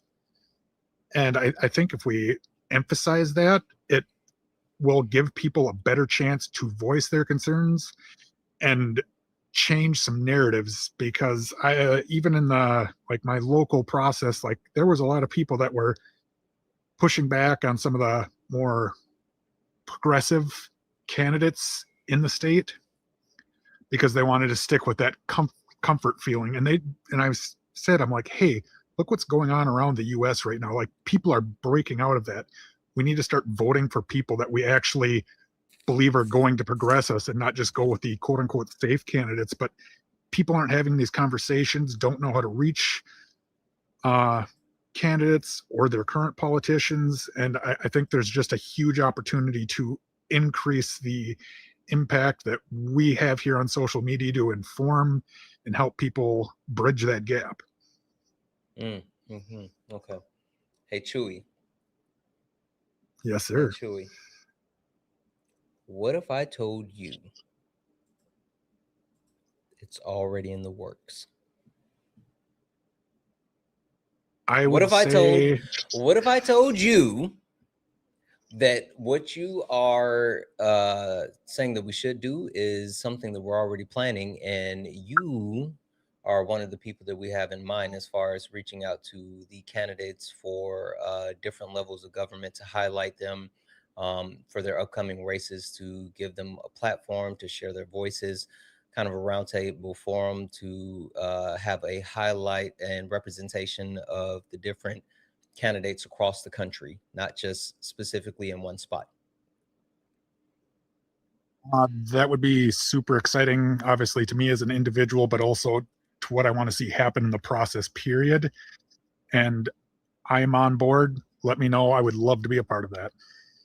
You're on the list. You made the list of Jericho. And seriously, no, like, this has been something that that I've been having a conversation with the people that are way smarter than me, including Kay, including management. And that's something we've been mapping out, and that's something that we are getting ready to get, rolling. But we want to make sure that we're highlighting candidates across the country, and especially like lending the platform to those people who are actively trying to be involved and trying to, impact their local communities through electoral politics, and giving them a voice. Because there's so many people that reach out and like, hey, I'm running for such and such and such. If I can just get a few minutes, and it's not necessarily the place or space or time. And so we made a decision that we're going to create a place and space and time for those people to be able to do so. So we're already working on it, Chewy. That's super exciting, because like one of the things that was so like I work with the rural campaign coordinator here in Minnesota, obviously, like, and he brought out how much of a change we've already seen. Last election cycle, he was working with 12 candidates. Mm-hmm. There's over 40 he's working with by himself right now. So like his workload's quadrupled, and like a lot of those candidates don't know even how to do, like, break into some of the basics. Like, I'm very lucky I had a representative close to me who's now running for Congress, but she has helped me through so much of it. And without that mentorship, I would still be struggling very much so. And it's like, we need to highlight people, especially existing candidates and representatives like that are making the difference for people trying to like get into that space. Yeah, no, for sure. And I think that it's super important that we take the time to highlight those voices as well. And like, that's one of the things, I think I have a responsibility in multiple ways, in the sense of like understanding that for some reason people like listening to me. I don't understand it, but at times I have the opportunity to speak to hundreds of thousands of people, and if I didn't use the platform that the people here give me in order to help educate people, and then even more so highlight the people that are really trying to do the work, then like I would be, I wouldn't be properly representing the platform that I've been given. So yeah, but we got it planned, Chewy. It's coming. I promise you. We're working on it. Very exciting to hear. Also, it might be your soothing voice why people like to listen to you so much. Just saying. Sometimes people tell me I got like a rugged, like smoker voice. No. Anyway, Chewy, I appreciate you. And if you don't mind, Chewy, I'm gonna swap you out, because I feel like and Chewy, I don't know. Are you trying to have a real black ass conversation, black ASS conversation? Is no, I just kind of that was kind of that's the right answer, Chewy. The right answer was supposed to be no. You don't want to have that conversation. All right, Chewy. No, I'm gonna drop you that's down. where I listen, not learn, the not talk. All right, Chewy. I appreciate you. All right, I'm gonna drop you down. Debbie's in the chat for Tess. Tess sent a $15 donation saying, if you're gonna eat snacks, please share. What is it that you're eating for the class? We all wonder. Maybe they'll sponsor you. Listen, I'm eating Cheez-Its. I got this variety pack of Cheez-Its, and this evening it's cheddar, and they are bussing. Do you? All right. Debbie's in the chat for Tess. Thank you so much for that $15 donation. Again, if anyone else would like to support the live, you can do so. Cash App, PayPal, Venmo, pay links in the link tree in the bio. Santana speaks for you. If you're over on YouTube, you can send a super chat, and I will read that out. Two quick things as far as like kind of housekeeping. One, I want to clarify this just in case anyone was confused while I was being facetious. I got a message.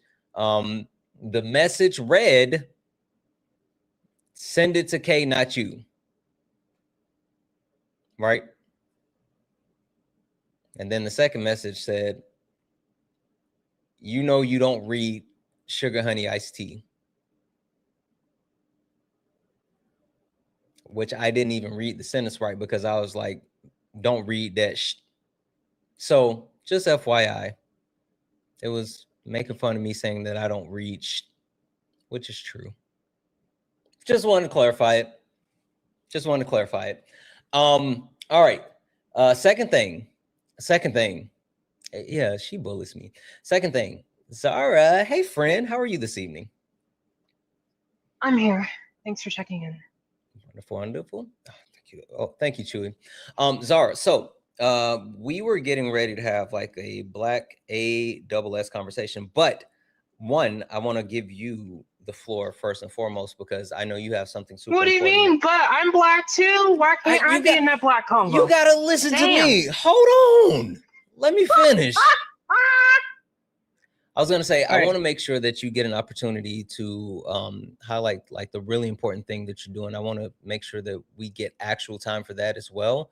But then I was gonna say, did you want to stay for the really black conversation? Thank you for the cake. Oh yeah. Okay. All right. So we're gonna have you go first. Then we're gonna have you start first. I want you to tell the people like the thing that you wanted to talk about. I want to make sure that we have a conversation about it. And also, I kind of feel like we're not doing it justice because sometimes at late nights the crowd isn't crowding, and I feel like we might need to do this at another time. So we might need to actually connect and see if we can do it when more people are paying attention as well. Well, you were kind of a hot topic for a second, and then you crashed real hard, and then that was around the time I was going to join. And then everyone dipped. I mean, I can wait because I got a rant. So I can try again when you're not post-crash. Yeah, I mean, whatever you want to do. I just don't want to, I want to give you the opportunity. So it's your call.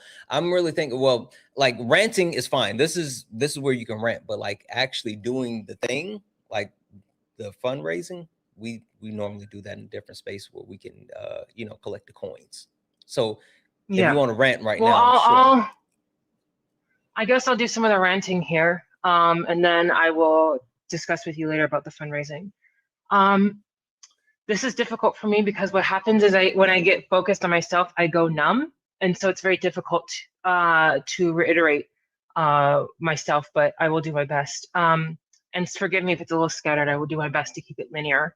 Though I am in that numb state, I also know that I contain a lot of anger. I'm very enraged with the way things are. Like before I got on this call, I was listening to a story about the consequences of the Catholic bishop trans care ban and what that has been like for trans people throughout the United States. I don't think people know that the bishops have collectively banned all gender affirming care for adults and minors throughout any of their healthcare facilities in the United States, period. And so you have to keep in mind that the Catholic, like the formal structural Catholic health reach is not just even the obvious. This was from last year, everybody. So like the fact you have no idea is, I'm telling you, this G side of Black, I don't know if I have to do TikTok shop here. This G side of trans people is a quiet one. Wait, it's by. I'm so sorry to interrupt. You said this happened last year. Like when you say last Yes, year, late last like, year. Late last year was the or- ban. Yes, late last Okay. year. Yes. Holy smokes! I'm sorry. Go ahead. This ban has been that any Catholic hospital, any Catholic clinic, and remember, it has to not even just be if it's as this article I was just reading to refresh myself before I communicated about this. It's not just if they're overtly a Catholic institution. They can even be part of your health insurance plan. So if the health insurance plan itself has Catholic origins, that can actually block even non-religious health institutions for seeking out your gender-affirming care because they will refuse to fund it for the fact that it's gender-affirming care.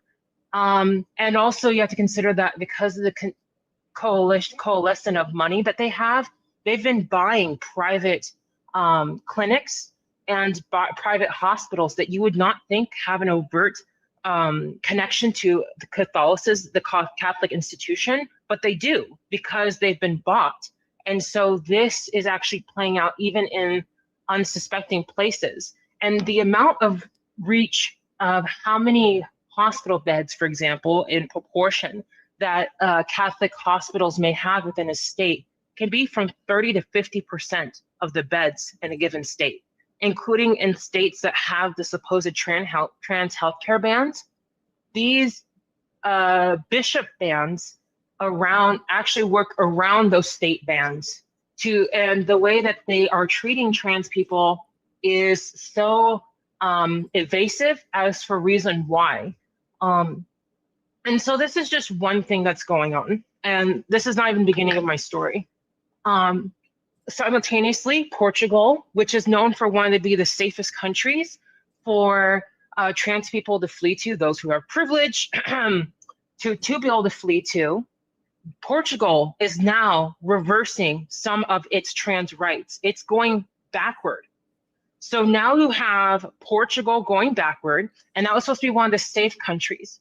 So so not only are things happening globally, that's not what I want to emphasize that, yes, but I also wish to additionally emphasize this was a safe country, one of the ones that's in those lists, like if you can go somewhere, this is where you go. And so now Portugal is reversing. So not only is it a global trend, it is so effective a trend for right-wing demagoguery, as to say, have us people like me to die, that they are, even places that are deemed more safe are also seeing the political benefit of politicizing our existence and spinning this and stirring this issue so they can get political points within their relative right-wing branches, whatever they may be named, across the world.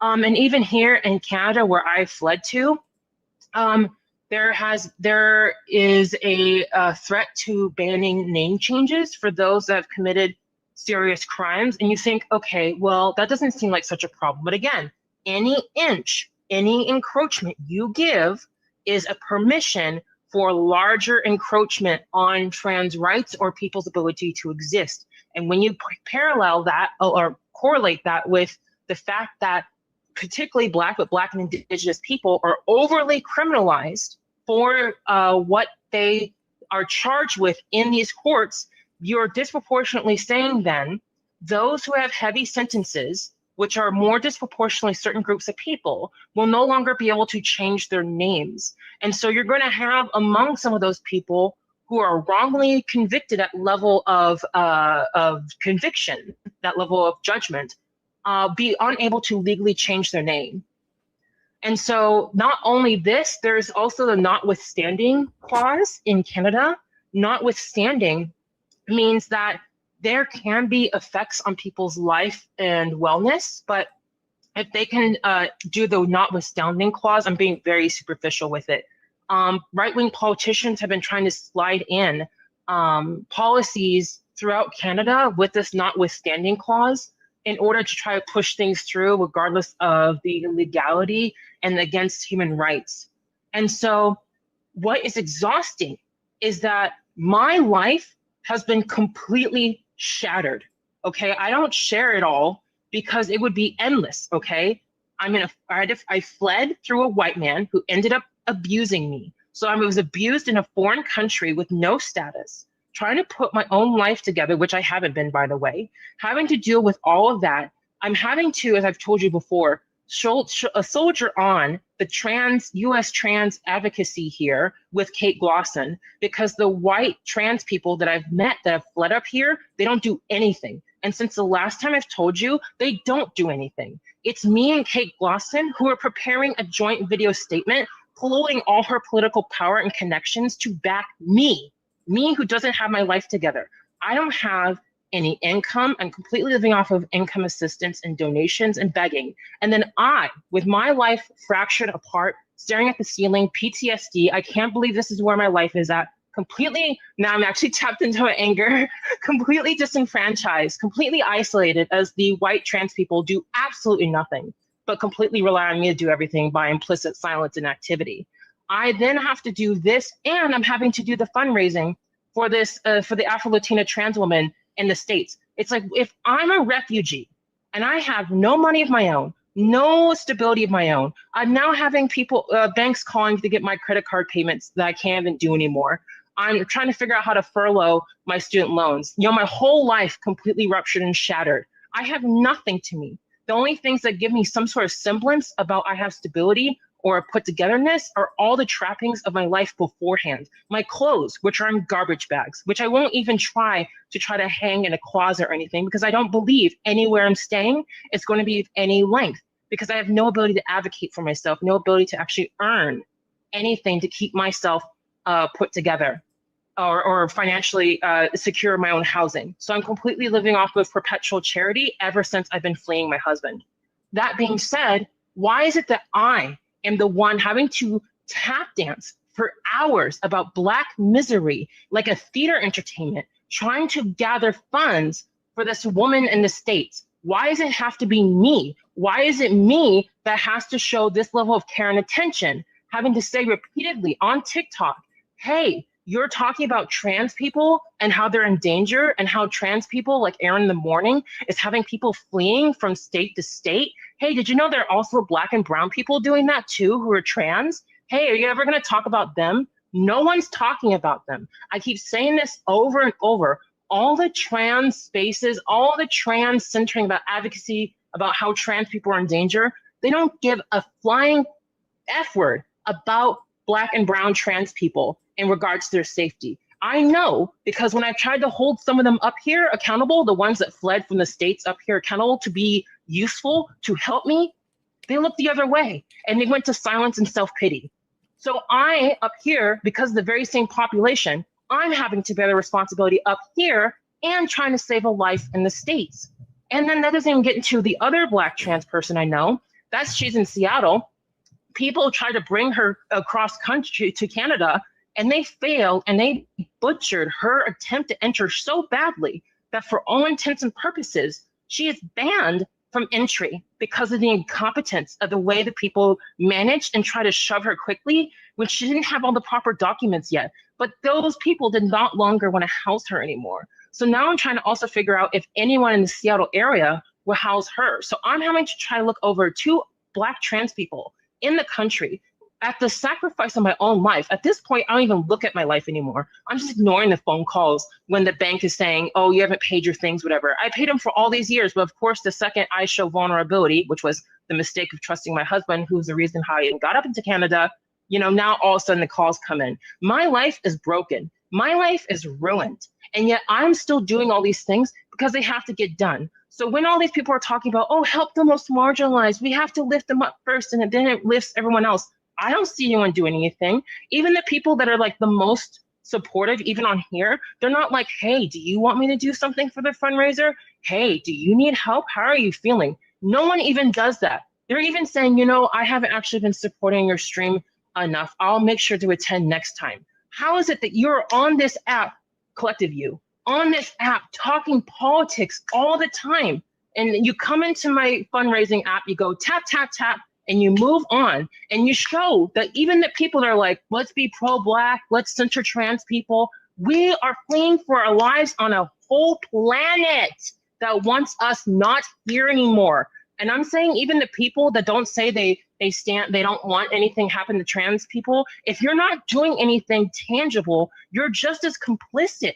So it's not just the people that are like actively plotting to have people like me no longer exist. It's everyone that's going to do these freaking politics of talking and talking and talking, and you're not doing anything. If, again, I want to reiterate, if me, the refugee with no semblance of life and a completely charitable, donating, begging state is having to do the things that are trying to seek out the welfare of other internally displaced within the United States, fleeing trans people, then what excuses do you have? Why is it that I have to shoulder this on my own? Why is it that people are going to tap, tap, tap my little streams fundraising for one of those Black trans people and then F off and leave me to have to still do this hour after hour after hour, day after day after day? Meanwhile, the Kickstarters of D&D and all those D&D supplement tabletop role-playing games, they'll make thousands and thousands of dollars. No fine or no problem. Or the white trans people who are having their go get funmies will get all the flush of cash. But I'm saying, hey, you know, don't let actually Black trans people die, and no one cares, even the people advocating for it, because otherwise people would be like, what can I do to host fundraisers for her? What can I do to host fundraisers for you even? Like I said, my life is falling apart. I have no money. I only live off of and eat off of charity and the very minimal, which I'm thankful for, but very minimal income assistance from Canada. So what, I'm going to end with this. What are people going to tangibly do? Because I'm not seeing it. Thank you. Yeah. Listen, I think you saying that highlights something that has been frustrating with a lot of Black people across the app, and understanding like the marginalization of a Black trans woman, and even more so than any other, almost any other aspect as far as like being Black. It speaks to the fact that in every single position, Black people end up getting the short end of the stick. That's a problem. That's a problem. That's a problem in the sense that sitting here and trying to figure out a way to fin and make things happen when there's not necessarily a lack of resources. It's just a lack of care to give those resources. It's funny. I was having this conversation earlier when I was live talking to Athena, and she was talking about how there's genocides that are occurring throughout the entire world, where there's focus being put on certain genocides, but then when you talk about the ones that are impacting like majority Black countries, people don't even think about it. People don't even look in that direction. People don't look to support or talk about it and all this other stuff. And it's the overarching dichotomy of being Black, where our bodies are looked at as capital, we're looked at as resources, we're looked at as, to your point, Zara, like, hey, I need you to do this heavy lifting. We need you to help take care of these people. We need you to take care of all of this other stuff, while never be in a situation as far as like, we want to help take care of you. And that's what it's like being Black. I always been in a position where we're the ones reaching our hand out to help other people, but whenever we openly say like we need someone to have our back, it turns into, well, why do Black people always want something for free? Why do you guys think that we owe you something? Why is it that you guys can't just pull yourself up by your bootstraps like everyone else did?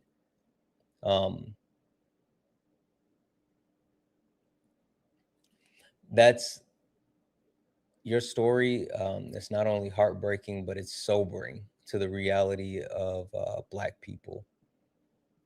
But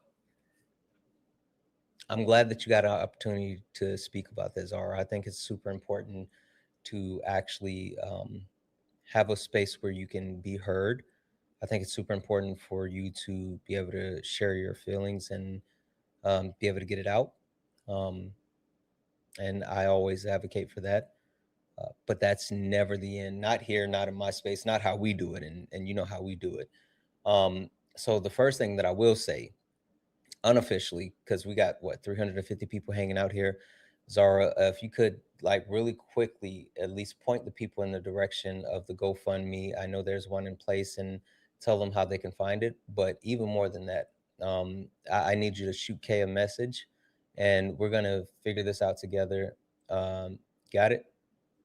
Perfect. Yep. Look, I freaking hate when Kay reads my mind. Stop it. Zara, can you send Kay an email?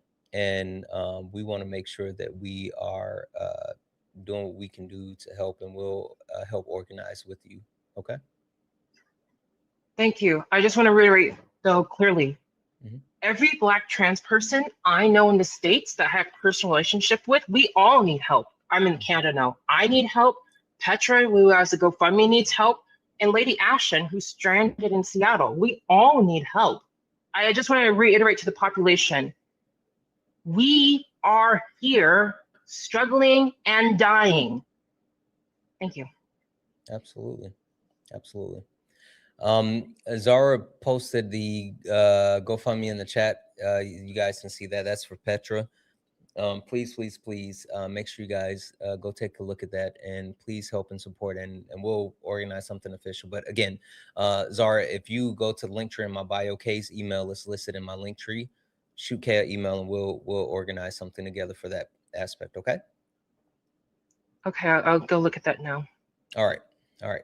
Now, technically, we are at time, but we froze. We're in a kind of a tough spot. Noah, Joanna, Irma, Sarah, realist therapist. I'm going to put this to you. We can do one or two things. Either we can take, like, you said one more out. Kelly, are you kidding? What did you say? I want to be mindful because it is late, especially for like my mods. So we can do one or two things.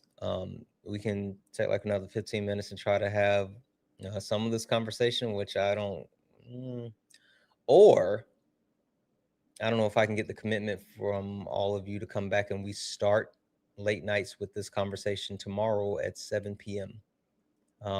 Noah, since you were the first one that came up with the topic, I'm going to start with you and see how you feel about it. What days do you run this? We still got 2 more nights of this. And you're talking about tomorrow specifically? No, you can't do tomorrow? I don't know. I think I might be working late. I'm not entirely sure. I could be here tomorrow, though. Capitalism. Nah, I got to show up for the kids. Yeah, so we have it tomorrow. Now, the last night of late nights, I like to talk about solutions. And so, but like, what maybe message me and let me know what it looks like for you. We can figure that portion out, Noah. Yeah. Joanna, what about you? Yeah, no, I don't feel like 15 minutes will cut it. I don't think so either. So we need to have a whole lot of Black conversations, and there's no way that we could condense a tenth of just what I was wanting to talk about. I'm not gonna hold you. It might end up taking all of late nights tomorrow. I mean, I ain't got no problem with it, but I do know that you were thinking about making that a topic for like completely on his own, but it's so much going on, dog. Listen, I got it's combination, right? I mean, it will be a thing, but I got something I gotta say, or at least I want to say. But okay, Irma, what about you? What do you think? No, I'm good. I got a skedaddle too, so I'm okay with coming back tomorrow. Okay. Zara, I don't know if you can hear me, but what are your thoughts? Tomorrow I'm reading again for the fundraiser for Petra's GoFundMe. So I'm reading, so I'm not gonna be able to join. Okay. All right. All right. The realist therapist, what about you? Hey, Santana.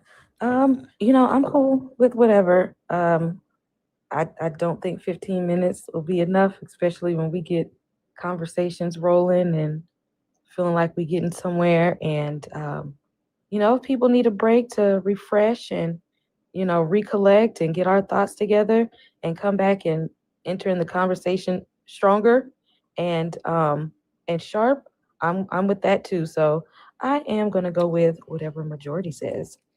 Okay. This is what we'll do. We'll host it for tomorrow, and we'll try to get as many people as back as possible for the conversation tomorrow. And so we'll go from there. But what I will say, for the people that we still have on the panel, I was trying to see. Give me a second here.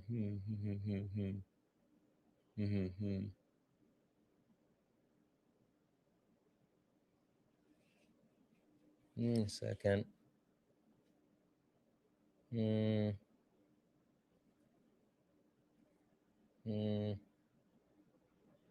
Okay. All right. That's how we gonna do it.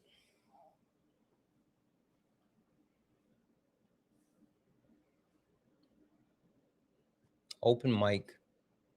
Just a few moments. Oh, Zara, come back then.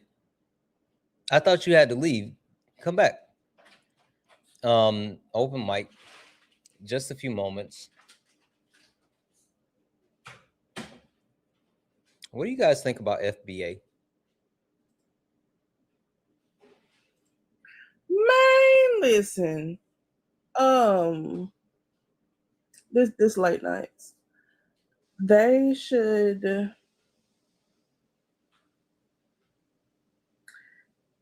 kick a rock or two, or 12, like Mount Everest rock is what I'm saying.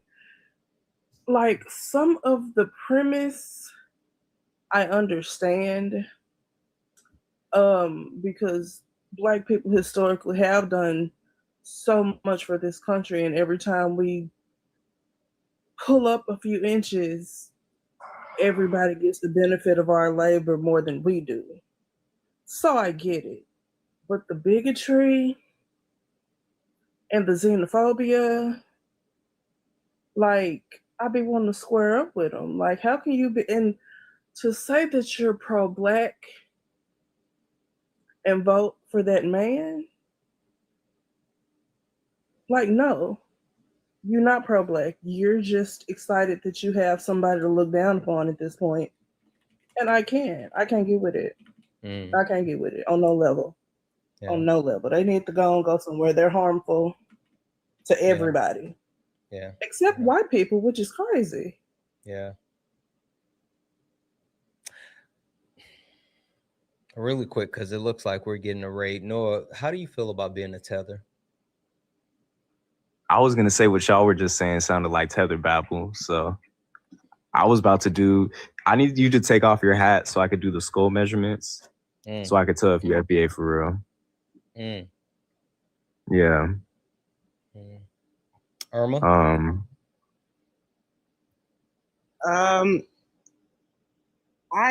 I don't engage. I don't. If I see him, I'm like, I just go the other way. I do not. Ain't nobody got time for that. They might as well be selling bean pies on the corner. Wait, Santana. Did you know there's a liberal variant now? I commented this in the chat. Stop it. This was news to me. I swear. Stop it. Stop it. It's bad. It's the 92%er FBA link up convention. Oh, I know what you're talking about. Yeah, I know what you're talking about. It's bad. We're not gonna do that one yet because that's gonna open Pandora's box. We can't have that. We could wake it up tomorrow if I'm there, but yeah, we got to. That's what I really want to talk about. But hold that. The realist therapist. What do you think about FBA? With the state of the country being what it is now, we don't have time for that right now. At this point, we need to be coming together for common purposes because the things that our ancestors have been fighting for decades, we're still fighting for those same things. And the only way this is going to work is if we do it together. We don't need a group branching off from us when we need to be sticking together because and I know people say this a lot, but like, we don't have enough sense of community as is. We already need to be more in alignment with each other. And so trying to break away with this different set of ideologies, and it's kind of a strict and radical principle that they're following, that doesn't help us as a collective. And I need us to be on one accord right now. Like that is one of the most important things that we need to be doing, like during the civil rights movement, like during the Harlem Renaissance, when even if the country is, going to crap, we found a way to stick together and overcome and excel and succeed and lift each other up and come together. Trying to break us apart with this other set of ideologies, that is not helping us as a culture, community, and collective. And I want the people who's doing that to actually think long and hard about what their end goal really is. What is the end goal? Because it's not community centered. It's not bringing us together for the greater good. Yeah, I agree. Zara, what do you think about FBA? I would put it this way. As I've shared here before, Petra, who I'm trying to help in Oregon, where she's at, one of the Black groups I trusted to look after her rejected her because she's Afro-Latina, because she's not Black enough. And for all the people that are then FBA or pro-Black, well then fine. I should be Black enough. Are you gonna help me in helping her? Because now I have to pick up the slack in all the areas you're talking about caring about Black people. And now I have to pick up the slack of your negligence and your moral inconsistency, right? So we don't get to just enjoy throwing these people away when they are suffering under anti-Blackness, just like anyone else in the globe. Yeah. So they don't even have the consistency enough to be supporting me then, because now I have to do that for her. Yeah. You see what I'm saying? Absolutely.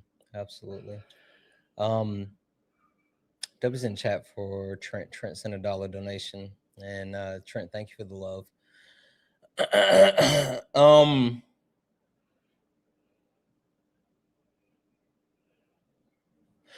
We don't have time to get into it tonight because this is a topic that is gonna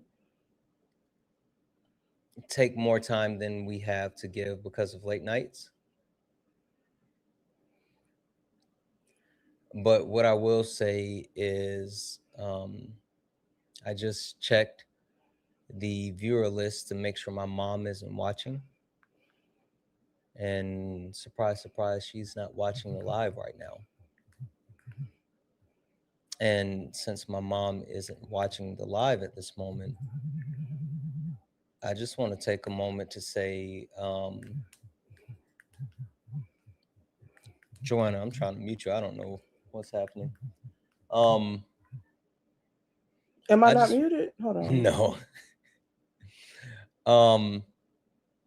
My mom isn't watching the live right now, And I just want to say, if you're listening to the sound of my voice and you consider yourself to be FBA, a foundational Black American, you have to be the stupidest motherfucker in this country right now, where you would more rather tear down other Black people than fucking fight fascism, than actually fight white supremacy, and to actually worry about the shit that matters.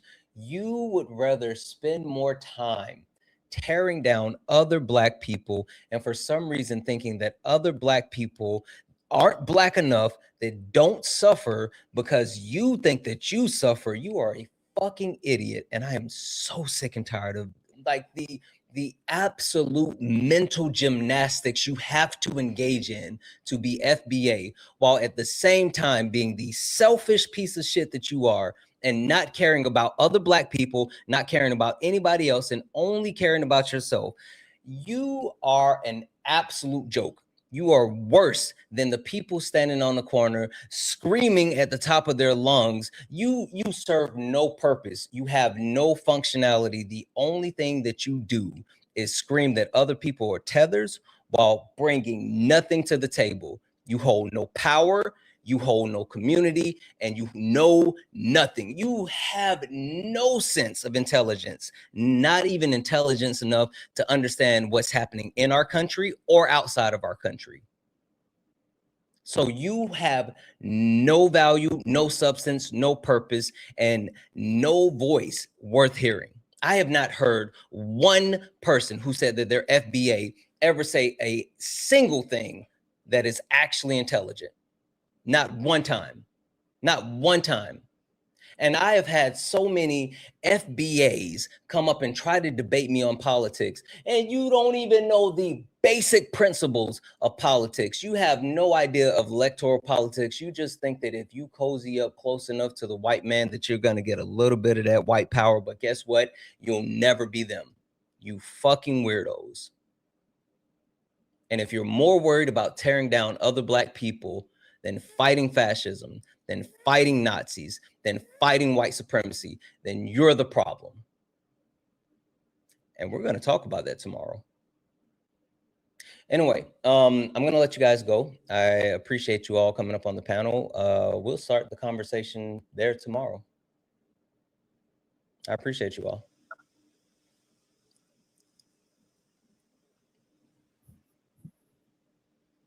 That was such a perfect crash out. I got my whole life. Yeah. It's up and it's stuck. Yeah, I appreciate you.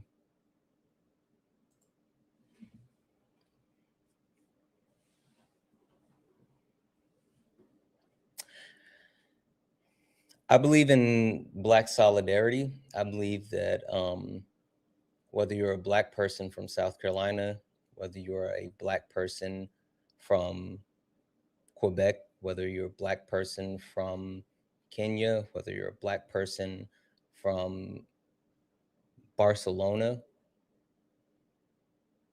still Black. Still Black. I love Black people. I want to see everybody Black win. Issa Rae Cook, when she said that, I want to see every Black person win. Yes, even if there's Black people in Australia, I love them too. I don't know if there's Black people in Australia, but I want to see them do well as well. And for anyone to sit here and openly be willing to draw artificial lines between Black people because you don't think that they're Black, for anyone to ever invalidate any experience of any Black person, you are personally on my hit list. Joel Patrick, the way that this tap dancing, soft shoe, jigaboo,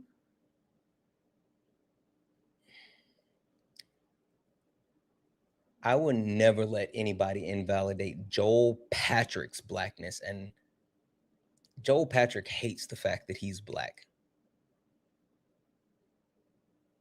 And I would never let anyone invalidate his Blackness.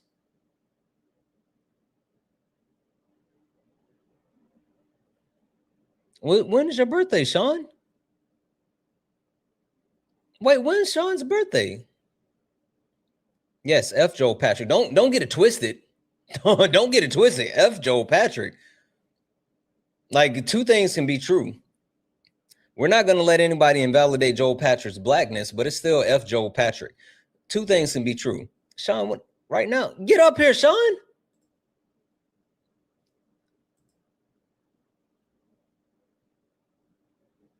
It's your birthday For right me- now? For me, it's 12:30, so it is my birthday. Oh, okay. You living in the future. You living in the past. Whatever. You living in the past. Whatever. But nah, I want to do something for my birthday, but I'm gonna hit you up offline about it. Let me know what you want to do. We gotta right. rock with it. Wait, are we okay? So, like, you know what I like to normally do for birthdays, but Oh my like, God, do you that want to is wait true. until tomorrow, or you want to do it today? What are we doing? Because technically it's your birthday, but like, I don't know what you want to do.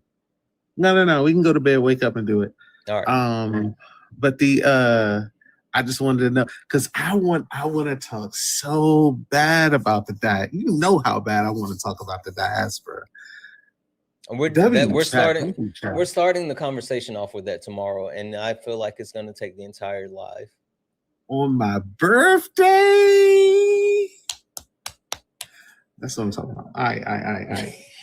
I'm gonna hit you up offline. All right.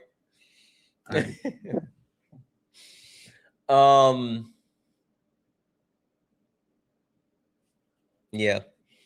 I don't understand people. I don't understand people. Like, you got Nazis and fascists and white supremacists all coming together like fucking Voltron, and you worrying about if somebody black enough. You're the problem. You are the problem.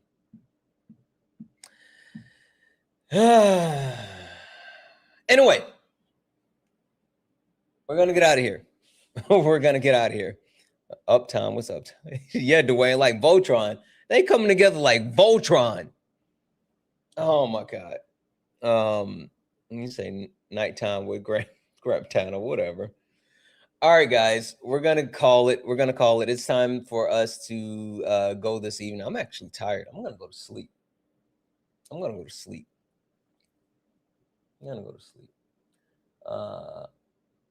Boom. And I'm not gonna accidentally shut everything down tonight. What time, please? We will be on tomorrow at 10 p.m. Eastern, 7 p.m. Pacific. 10 p.m. Eastern, 7 p.m. Pacific. Darn it, was late. Yeah.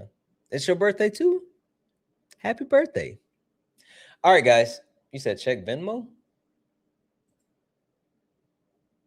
Well, Trent, was that from you? I got, no, that was PayPal. I don't have anything from Venmo. I will. I got nothing from Venmo. I checked Venmo. I don't know. Sparring in the morning? Oh, yeah. No. You didn't hear what I said. Joseph, yes. Joseph, I said that give me until tomorrow. I want to make sure that I'm giving a fully educated, fleshed out answer, and I don't want to just say something. So the chat, guys, as a matter of fact, I'm glad you reminded me. Hey, chat, you all have a responsibility. What are you guys supposed to be reminding me to do tomorrow morning? Joseph, watch this. Chat, what are you guys supposed to be reminding me? What are you guys supposed to be reminding me tomorrow morning?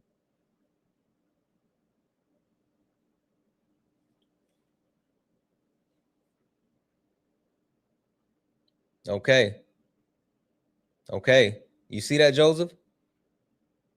And I know I don't know. Answer Joseph exactly. They're supposed to remind me about that in the morning, Joseph. So if they don't, it's their fault, not mine. If they don't, it's their fault, not mine. So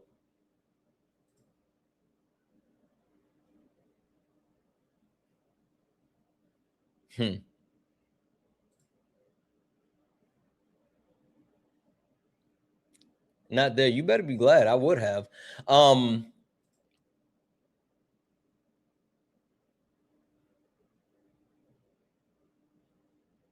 Debbie's in the chat for Bridget. Bridget sent a $50 donation saying, thank you for giving trans lives a voice and platform to speak on.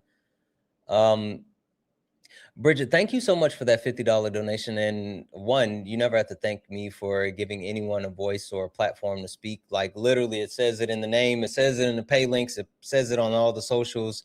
Santana speaks for you. But with that being said, I not only do I appreciate the $50, but I'm gonna send that over to I'm gonna send that over to Zara. Zara, are you still here? Zara, are you still here? I don't see Zara. I'm gonna send Bridget. Thank you so much for that $50. You are absolutely amazing. You're far too kind. But I'm gonna send that over to Zara because, like, I think that would be better suited with her than me. Can someone? I don't see Zara. If anyone has Zara information, like one of the mods, can someone go find like her pay links and send it to me? I want to send this over to Zara. Sean, I know what you are coming up to do. At least I think I know what you're coming up to do because I was told not to let you up. But I want to let you up anyway because I'm a thug. Just make sure you know you don't say no names. Oh, you already. I wasn't. What I read the thing. I wasn't gonna say no names. I was just gonna say W2 Anonymous. Is that cool? You can say everything else except the name. That's it. Okay, yeah, bet. W2 Anonymous for sending $200 to the CA. Crazy work. Just say happy birthday. So thank you so much. Absolutely. I'll just say that it's gonna be more of that because we're gonna make it rain, make it rain for your birthday. You wanna see some rain? Hey. Listen, did you watch that video? I know I got told to wrap it up, but did you watch that video where the guy came up and he was like, "Oh, I want to see you twerk"? No. Listen, hold on. Wait, when was this? Listen, you know I be clipping stuff, right? Hold on. Yeah. Hold on. Let me play the video. Like, so Sean, you know, like the one thing about me is you can't out troll a troll. Like, you know, I'm here for all the shits and giggles or the shiggles, as I would say. I know. I'm getting ready to get off. Hold on. I gotta play the video. Here it is. Give me a second. Which point on the background do you disagree with the most? Okay.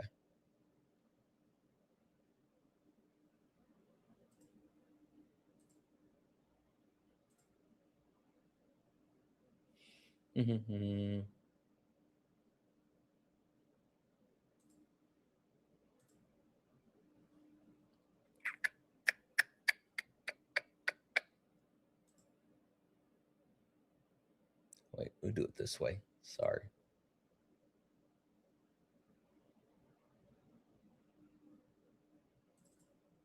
Which point on the background do you disagree with the most? Where you like to start? All of them, but can you do us all a favor? And no, that's not what we need to do. Sorry.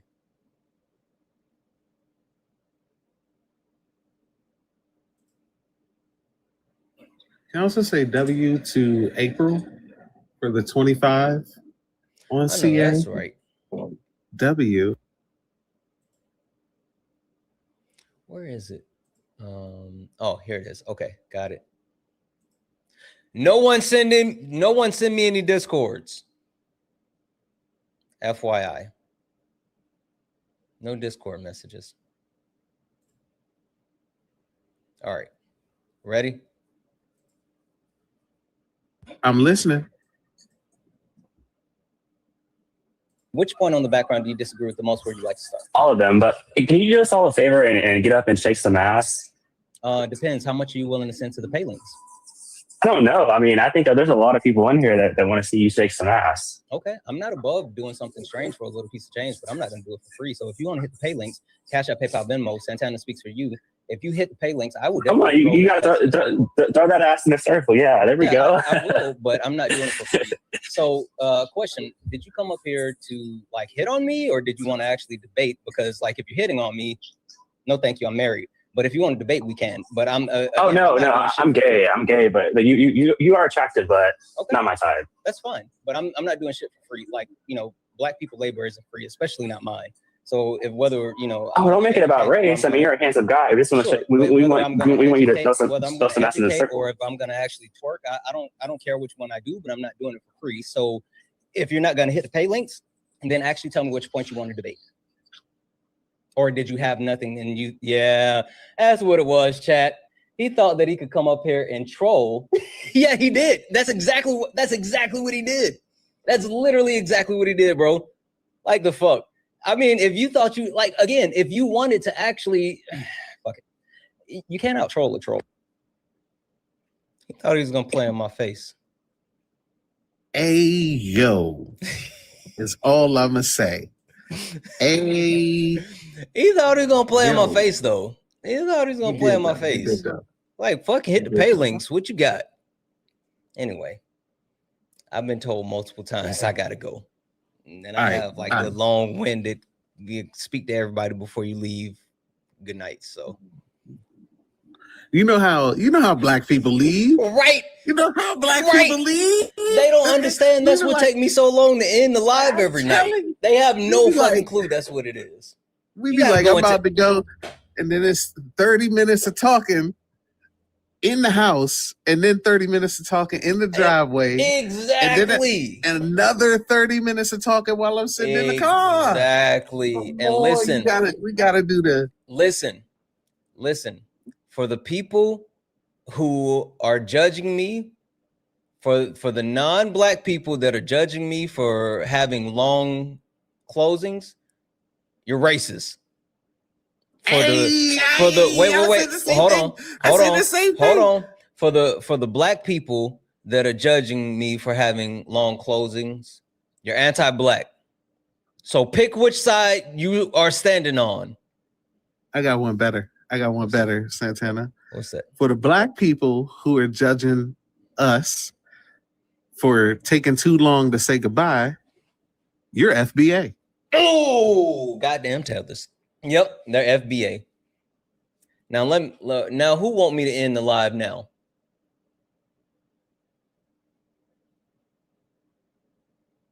Say something now. Say something. Run to that.